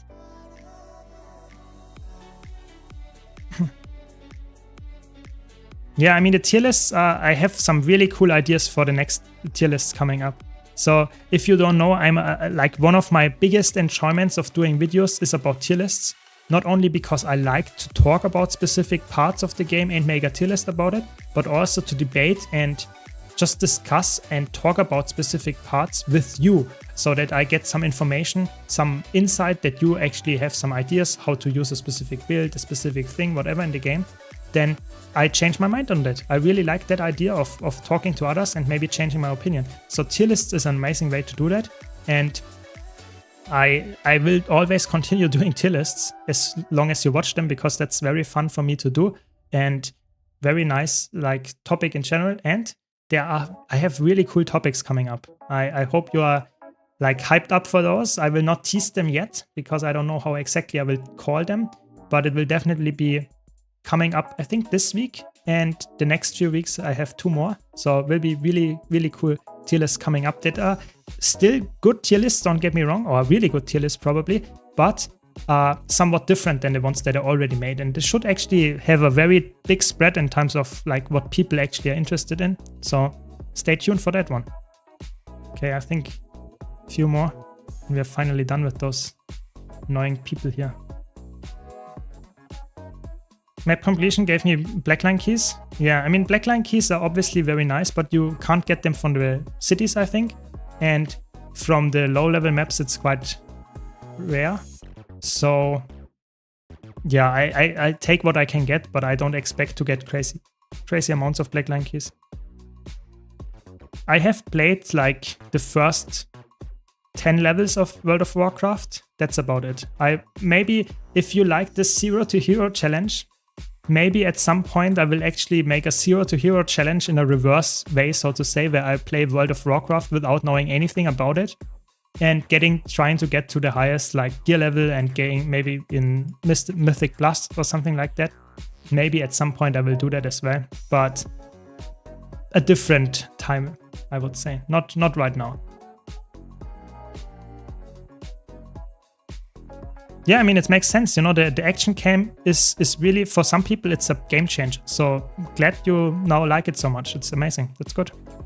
Very good.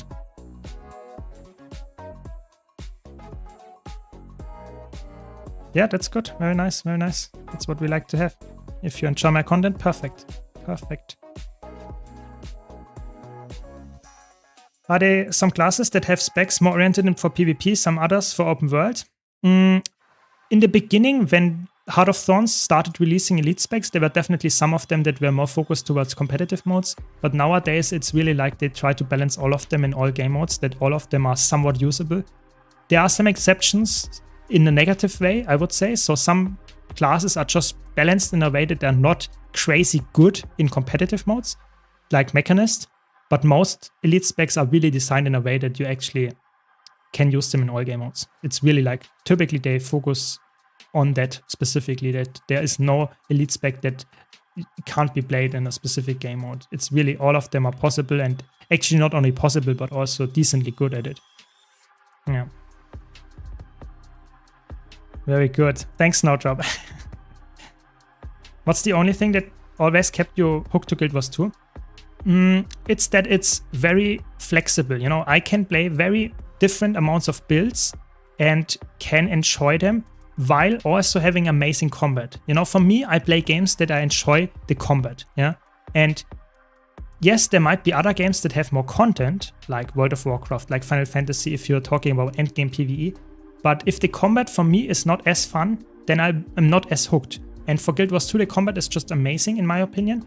And that's why I stick to Guild Wars 2 and try out all the different options that I have in terms of enjoying the combat, like going for different builds in PvE, going for different builds in PvP, all of that stuff, and just doing the same content over and over because I enjoy the combat so much. That's why I'm hooked so long and will probably stay hooked for a very long time on Guild Wars 2, because there is just always something to learn and to explore with new builds to theorycraft, especially with the new elite specs coming up. So yeah, definitely a lot of stuff to come. I hope, yeah.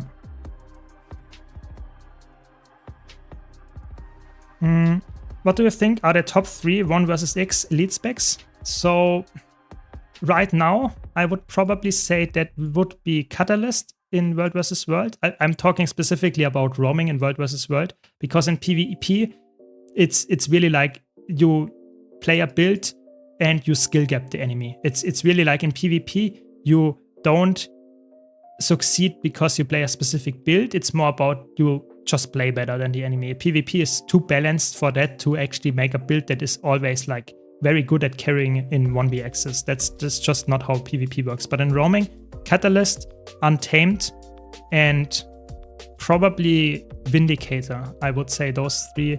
Maybe Spear Harbinger is also up there, but it's hard to choose. It depends a bit.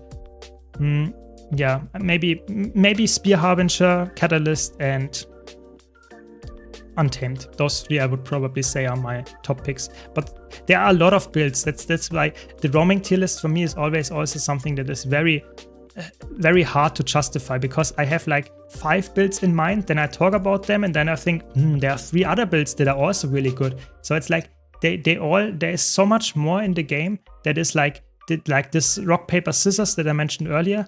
This is very much the case in roaming. So some builds just counter each other. Some builds counter a different build, some builds counter another build, and then you have like this like crazy terms of like rock, paper, scissors happening. So it's not always guaranteed to be the best build. It depends a bit on the matchup. Even in 1vx situations, or especially in 1vx situations, I guess. But yeah, that's just what I would say there. It was the large non-woman for you. I mean, everyone has something different that keeps them hooked. Yeah, for sure. At least if you like the game still, that's perfect then. That's perfect.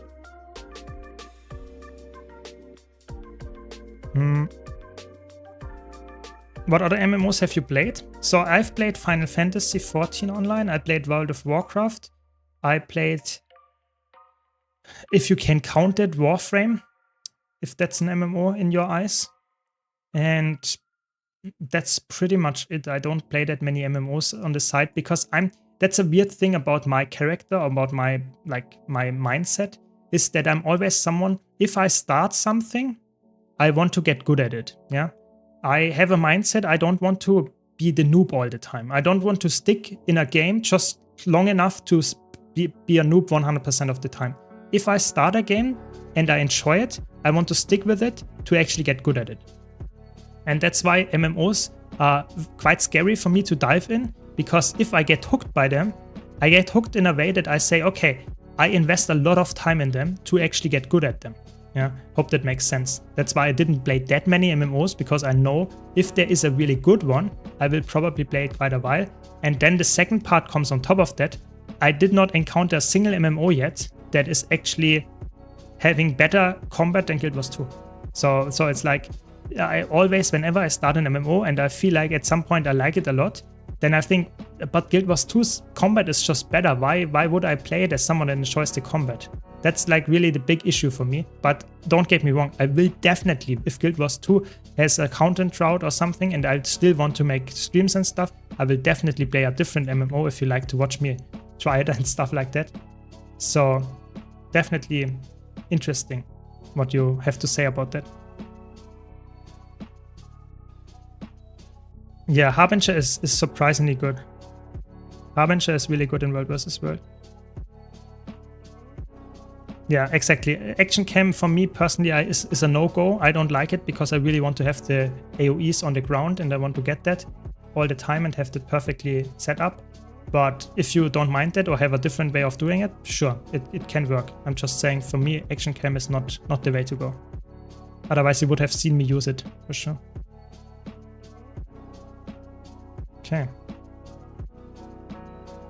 My 2 issues with Final Fantasy was lack of build diversity, build crafting, and too much forced story progression. Yeah, those 2 are definitely issues that I can like understand, because I'm also not someone that is heavily into story or is like liking it when I have to play always the same build. I think there is almost no build diversity. You have a specific job, it's called in Final Fantasy, and that's how you play it. I think there's not any build crafting in that. So that's also not a big plus for me that likes to play different builds, because that's just not existing in that way. Yeah, for sure. Yeah, I mean, it's true. It's true. I'm with you there that maybe BDO has better combat, maybe. But I think the problem is for me that BDO is just a game that is not designed for me necessarily, because there is also not a real build crafting element in there as far as I understood it. I tried actually BDO as well. Sorry, I forgot that one. But it never hooked me in a way. It really, I did not say this is like the craziest gameplay, how it feels. So maybe you're right, maybe BDO has better combat. It depends what you define as very good combat, but I think the mix of action target and tap target on Guild Wars 2 is just a perfect mix for me personally. But that's just my personal take. I can definitely understand when you have a different take there. Have you tried League of Legends? Of course I have tried League of Legends, but that's not an MMO, is it? That's a MOBA.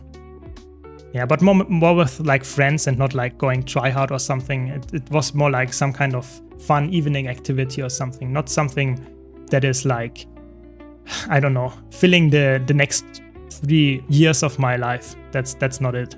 Yeah. Yeah, I mean, Path of Exile, Diablo, they actually have really cool build crafting elements for sure. But the problem is that I feel like the combat in those games is very focused on like, you have the build crafting and the theory crafting, and then you have the element that you don't really have like skill expression in terms of like you play a specific build and have crazy combo potential or something like that. It's more that you have like 2-3 skills that you use off cooldown, something like that. I really feel like I like those games, but I can't stay with them for all the time, because the skill expression of a specific build is not necessarily something that is in the game really there. Don't get me wrong, Diablo 4 and Path of Exile, especially Path of Exile 2, they have high skill ceiling, for sure. But it's not because of the build that you're playing, it's because of understanding the game and positioning correctly and stuff like that. That's also a fun aspect, but I like to have some kind of combos in there. So for example, if I play Spear Mesmer, I really enjoy this kind of fluid combo potential that I have there, and I have some outplay potential or adjustments that I can make to my rotation to make it more useful in a specific scenario. That is never really the case in those games that you just mentioned, I would say. Yeah.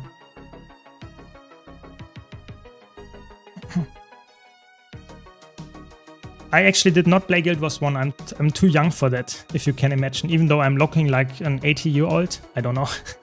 But I'm too young for Guild Wars 1. I have not played it, and nowadays it's a little bit dated. It's not bad, but it might not be the best time for me to go back there and enjoy it if I played Guild Wars 2, because the combat in Guild Wars 2 is probably still better than Guild Wars 1, I would say.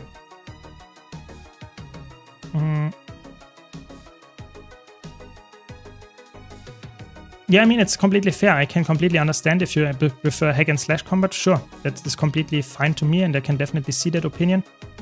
But I think everyone has a very different take sometimes, maybe somewhat the same take depending on who you ask. But I think that's just very subjective. You can't find someone that says, this is objectively the best combat, because this is just not true.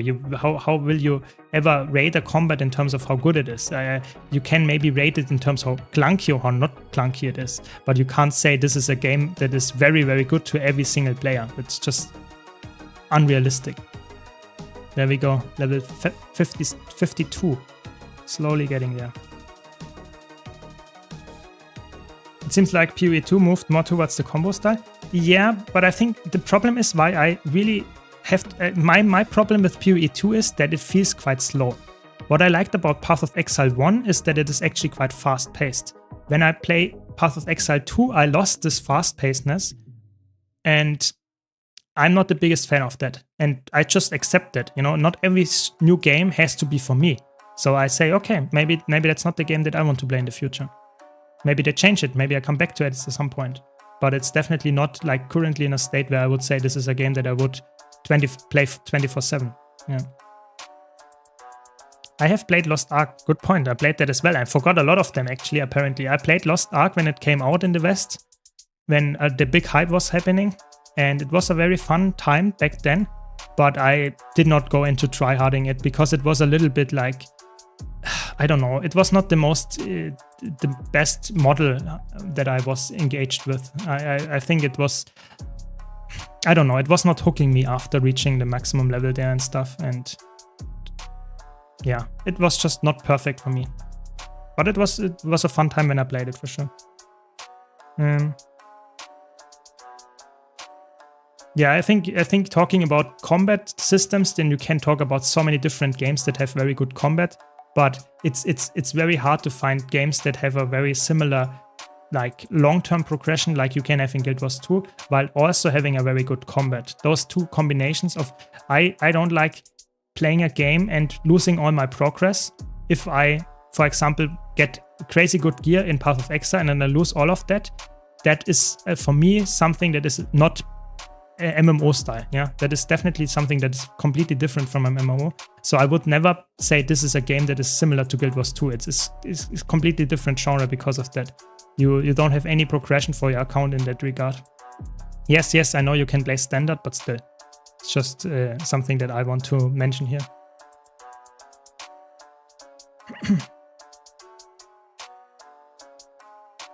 Crazy, you played on Korea. That's tryharding for sure.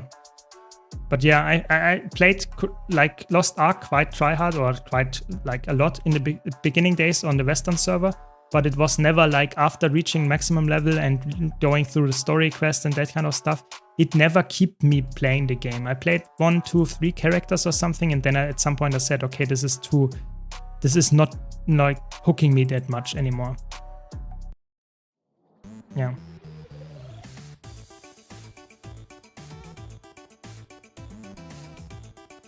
Yeah, it's actually, the pay-to-win aspect also is something that I really don't like. I like to play a game, that's why Guild Wars 2 is so amazing, because you have like, you pay once for the expansions and then you're good. You don't have to pay anything anymore. That's obviously, tell me one other MMO that has like that much amount of content for that much amount of money that you need to spend. It's crazy. It's really, really good. There are not that many out there. That much I can tell you. Yeah.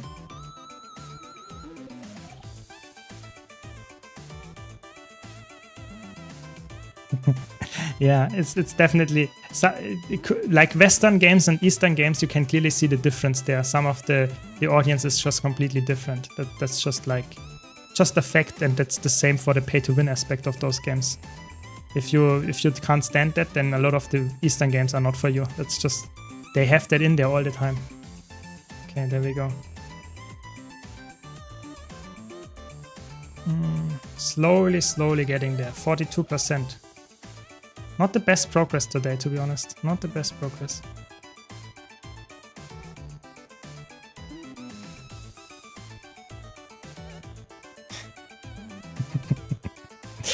Yeah.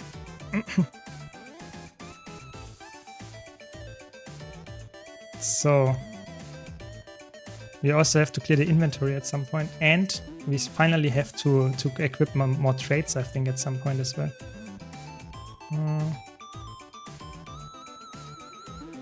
Another trait line, I guess.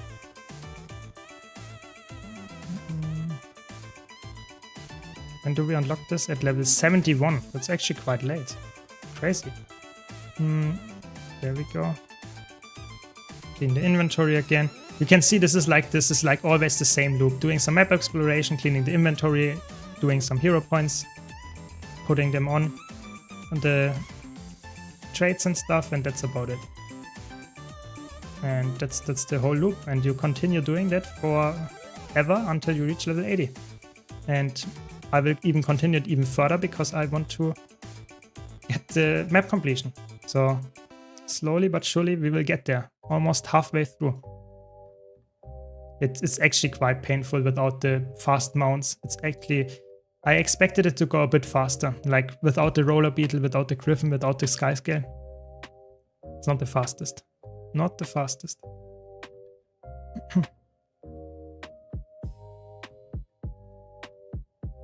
Yeah, but if you have any questions in chat, don't be shy, just ask. I will try to answer them. And I also want to mention we have a Discord server, my Guild Wars community, so you can just join that one if you're a new player and just ask questions there. Even if I'm not online, we have a lot of friendly veterans there as well that can help you, even some newer players that just learned this stuff as well and can help you, of course. So just be friendly and join and ask a question and you will get helped, I think. Okay.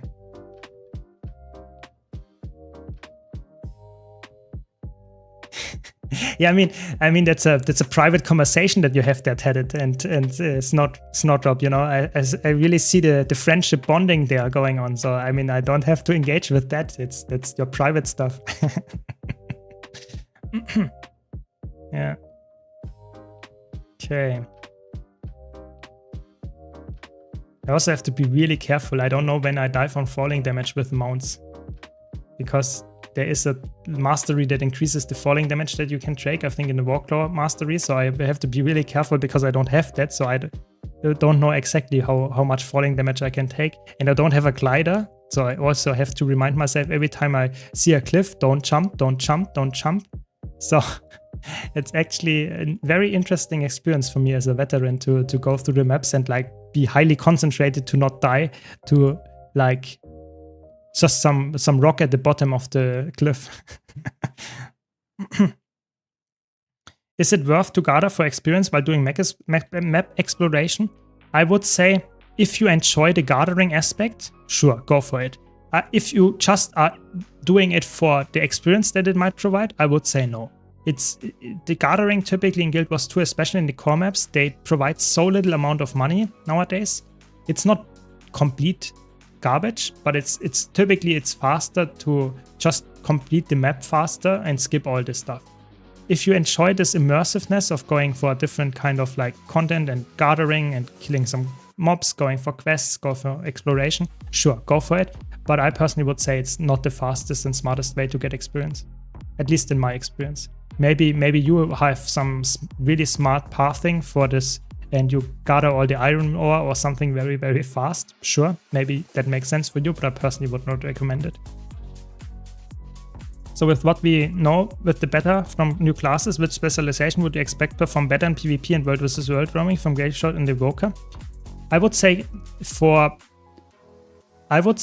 probably Galeshot, because Galeshot has a very clear build path, what you want to actually get on the spec. Whereas Evoker, I have no clue what they will do with it, because I actually think that Evoker is needing some help in terms of like its traits. And because of that, I think they will actually change some stuff up and there might be some changes coming and I can't predict how this will impact the competitive modes. And the flexibility there is actually quite low. Evoker is played as either a full tank or a full aggressive fresh air type of elementalist.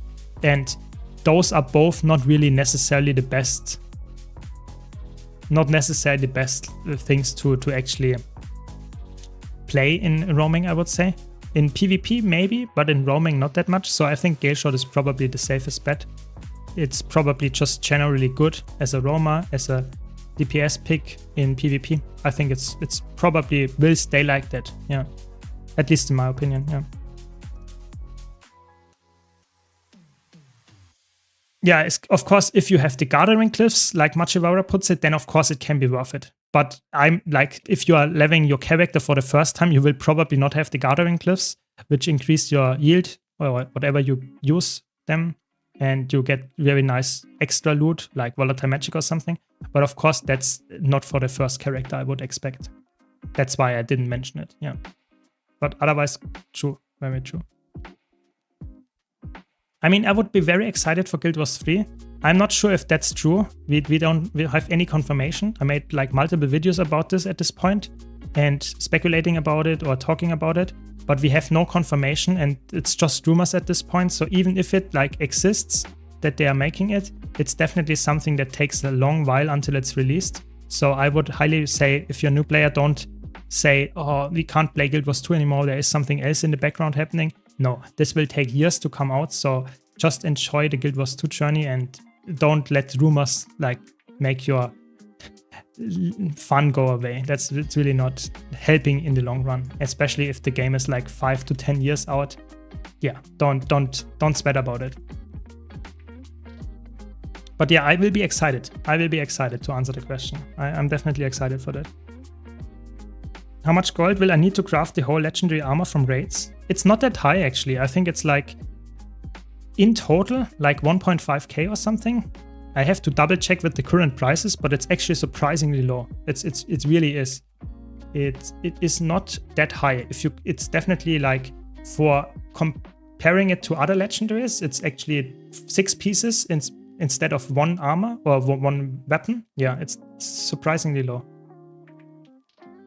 Yeah, it can also be 400 per piece. It depends a bit on the current prices, and I'm not completely sure how the prices are because I have obviously not checked that because it was quite a long time since I last did this. But yeah, can be a little bit higher as well. But something between what did I say? Yeah, 1,500 gold in total, something like that, to 2,000, something like that. It's probably the most realistic one. Depends a bit on which one you are going for as well. The grind is, I would say, slow, but we are progressing. Slow, but we are progressing. We are currently at 43% and I'm level 52. So slowly but surely we are getting to the end goal of reaching the full map exploration. But yeah, it's quite slow. I would have hoped it would have been a little bit faster, but what can you do? It's just the map exploration.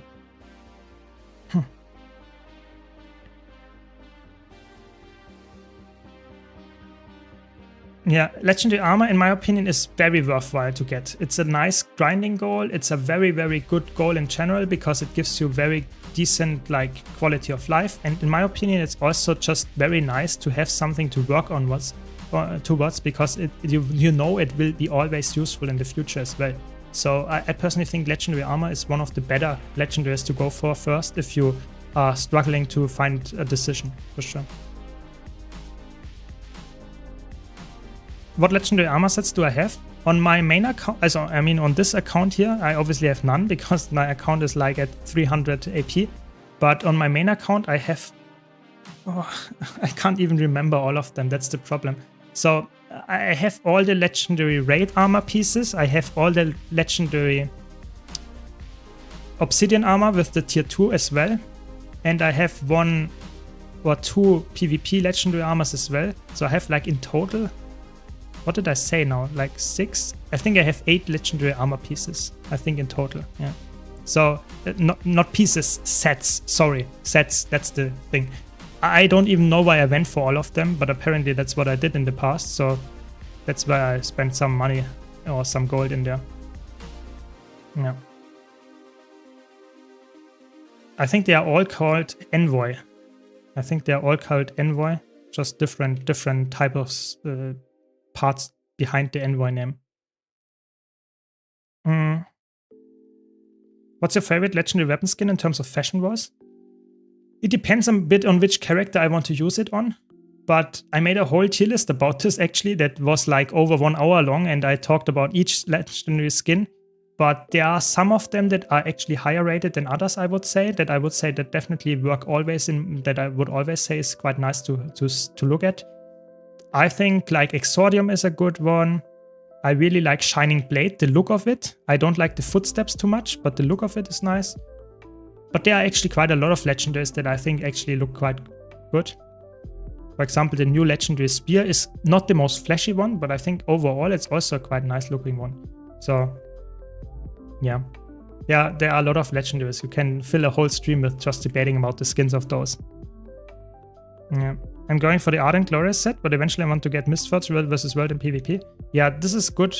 If you only go for the skins though, this is really cool. That's what I did for the World versus World one. You can just buy the Ascended ones and don't have to get the Legendary there. So that's why I don't have any World versus World Legendary armors, because I could get the skins, which I'm after all hunting, is just obtainable by getting Ascended gear and not going for the full Legendary.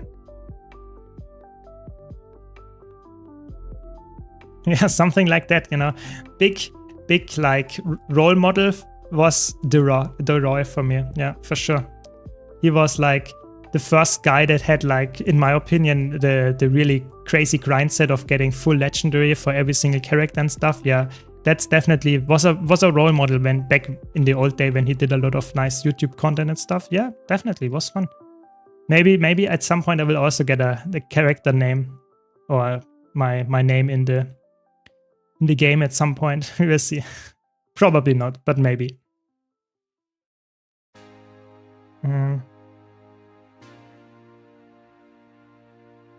Yeah, exactly. It's perfected envoy. Okay, very good.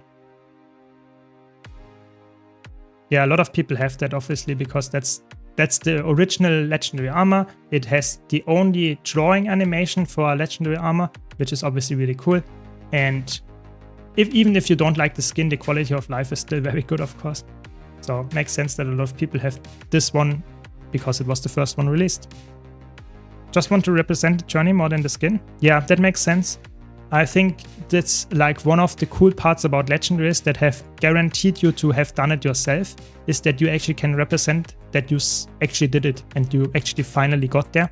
I think that's really cool, because if you, for example, just buy Eternity from the trading post, that's not representing that much. It's like you spent some gold. But if you did, like, for example, Shukan Jumper Wand or did like Obsidian Legendary Armor or something, then you actually showcase that you actually made the journey, and the other player that has it as well can tell you, oh yeah, that was horrible, or that was really fun part of the journey. That's definitely something cool, which you don't really have if you go for just buying it from the TP. So I see both sides, don't get me wrong, but I think it's definitely something that is a unique selling point for those journeys for sure.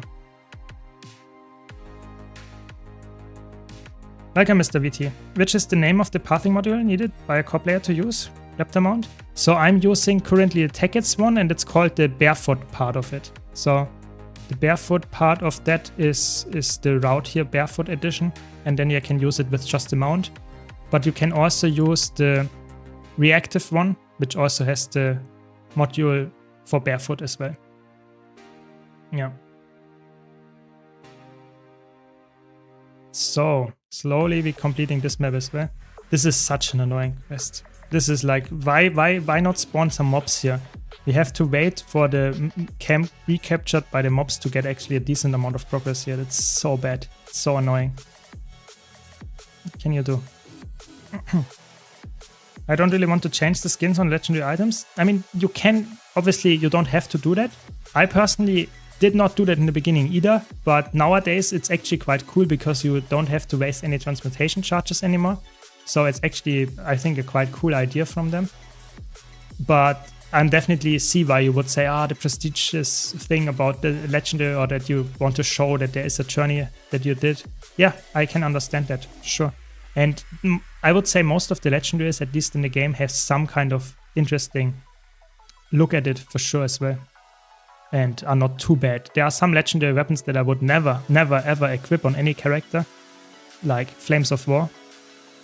But definitely most of the legendaries, especially the armor pieces, are actually decent to look at, I would say. Might not be the nicest ones, but decent. I have like 200 transmutation charges, so I'm not really worried about that. Yeah, I mean, the thing is, some people say, oh, I'm so like starved of transmutation charges, and some people say like, oh, I have way too many of them. I'm like one of the people that has way too many of them, because I never ever change my fashion on my characters, and I have obviously full legendary, so I wouldn't, even if I would change my fashion, I would not use them. So I'm currently at like, I don't know, 6k or something like that. So I have quite a lot of them, but it doesn't matter. It does not matter. We can't sell them, so no one cares. Ooh, nice, we got a event. Very good. That's lucky. That's very lucky.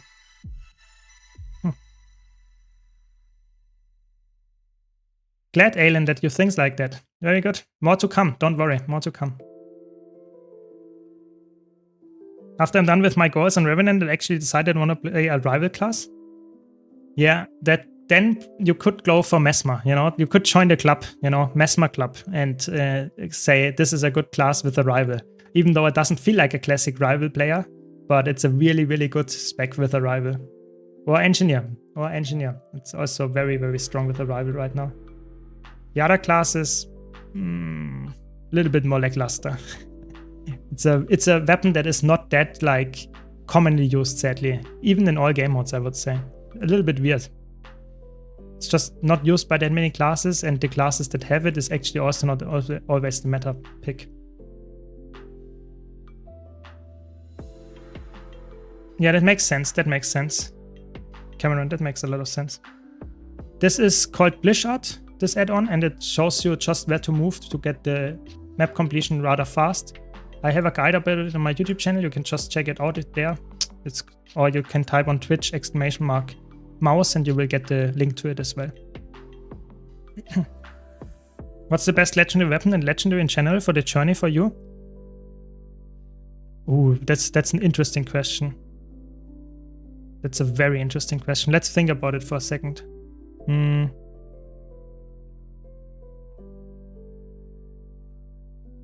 I know people will hate me for that answer, but I think Chuka and Champa was actually a decently fun journey.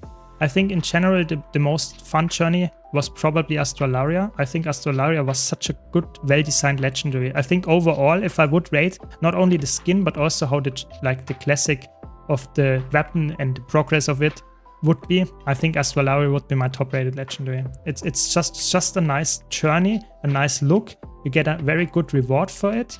And I don't know, it just feels like complete for me. Like, I would say Astralaria, yeah.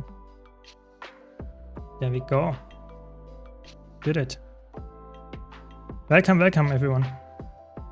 Yeah, Data is not using Rival that much. Yes, it can use it, but it's like, even in competitive modes nowadays, it's more like, it is decent, but it's not the meta pick nowadays always. It's like, it's really weird. Data, in general, like Rival, even like Rival Berserker or something like that, yes, you can play it, don't get me wrong, but it's not like the best pick. I don't know, it feels a little bit weird. It feels weird. Can we kill some people here? Or some bosses or whatever they are? Yeah, there are a lot of them, very good. Yeah, that's what I like. Just groups of enemies that I have to kill. Look at this. That's a fast quest. Half of the quest done in a minute. Very good. Not even a minute, like 30 seconds. Very good. I wonder which generation of legendaries would be the easiest to get for someone who is primarily playing open world PvP. Definitely generation 1 with the legendary starter kit, I would say for sure. You get the legendary starter kit and get half of the legendary done, and then you can actually get it very, very fast. After that, if you already have that and used it, you can probably get the generation 3 legendaries the fastest, I would say, because you just have to do the map open world in EUD. So there are a lot of fast ways to get the generation 3 weapons, I would say. It's also a very good gold grind, actually, if you like those maps. Actually a decent gold grind on top of that. Hey Arthur. Hey. Still holding to my dust that dropped for me 10 years ago. Ooh, nice. Congrats there. Yeah, I mean, my first precursor drop was like after 10 years of playing, and it was like it was like Flames of Rodgor, so the torch precursor, and it costed 10 gold or something. But I mean, better than none, I guess. Better than none. So we're almost done. Ooh, we have to pot up there. No! Oh my god, he outplayed me. Did you see that? He knocked me back down. I wanted to hit him so that I don't have to redo it, and it knocked me back down. Outplayed by the NPC. Oh my god, that's crazy. That's just insane. 0 to hero challenge almost failed. Crazy. Okay. So what's the last thing that I'm missing? 1 hero point? No. Just a bit here. Okay.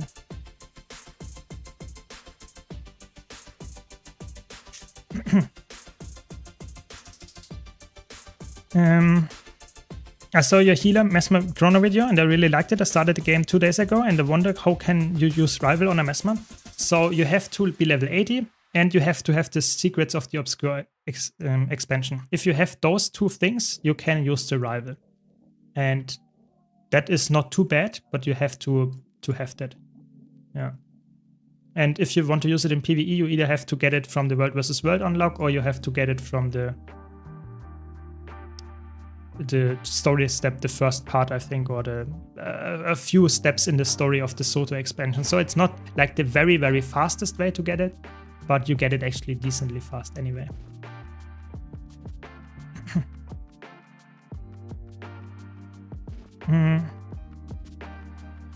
I think I actually had a time where I played a lot of Quickness Berserker, like that was like at the release of Wing 7 or something. I played a lot of Quickness Berserker. It was actually quite fun back then. But nowadays it feels a little bit boring, not too exciting for me anymore. I really hope they give it some uniqueness on top of that again. Really, really hope so. Okay, so we need the last...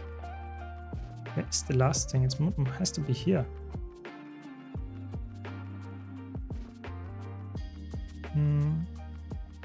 No, we weren't there. Okay, that's good.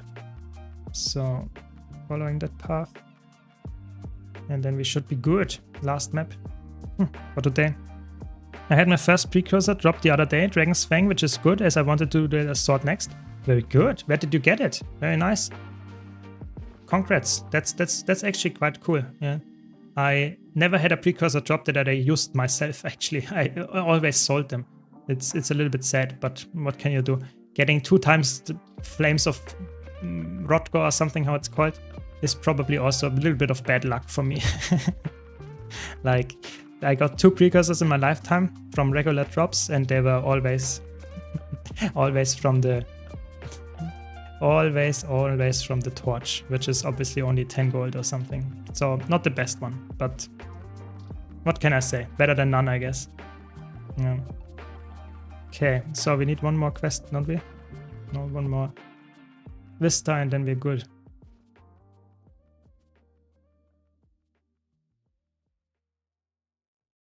Yeah, that's true. That's true. Berserker has definitely this feeling of if you hit the enemy harder, you get more like value from that for sure.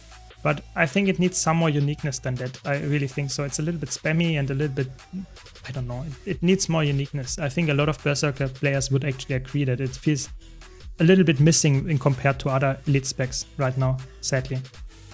I'm excited to see you get it in 2 months. Like, I have been back 2 months and I have finished Aurora tonight. Very good. I had to get a little head start, but my character wasn't that crazy. Yeah, I think in 2 months I will try to really stick with it and really try to grind quite hard here on the 0 to Hero challenge, because I really want to show that it's actually, even for a completely new account and new player, you can actually get the legendary quite easily. It's not like the Wizard's Vault helps you so much. And also, like, just doing the map completion while you level saves you so much time because you have to do it anyway. It's really like people underestimate how fun this, or how effective you can do it, even if you're a new account and new player. Definitely. That's what I want to showcase, but I'm still not completely convinced that I can do it. Depends a bit on my energy and my luck with the gold farming and stuff, but I will try my best. Which elite specs have much mobility and DPS? There are a lot of them. Like, nowadays there are so many of them.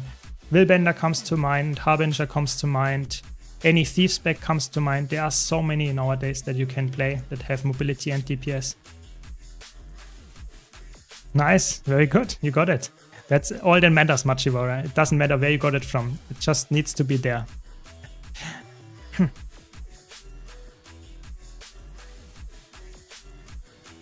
Very good.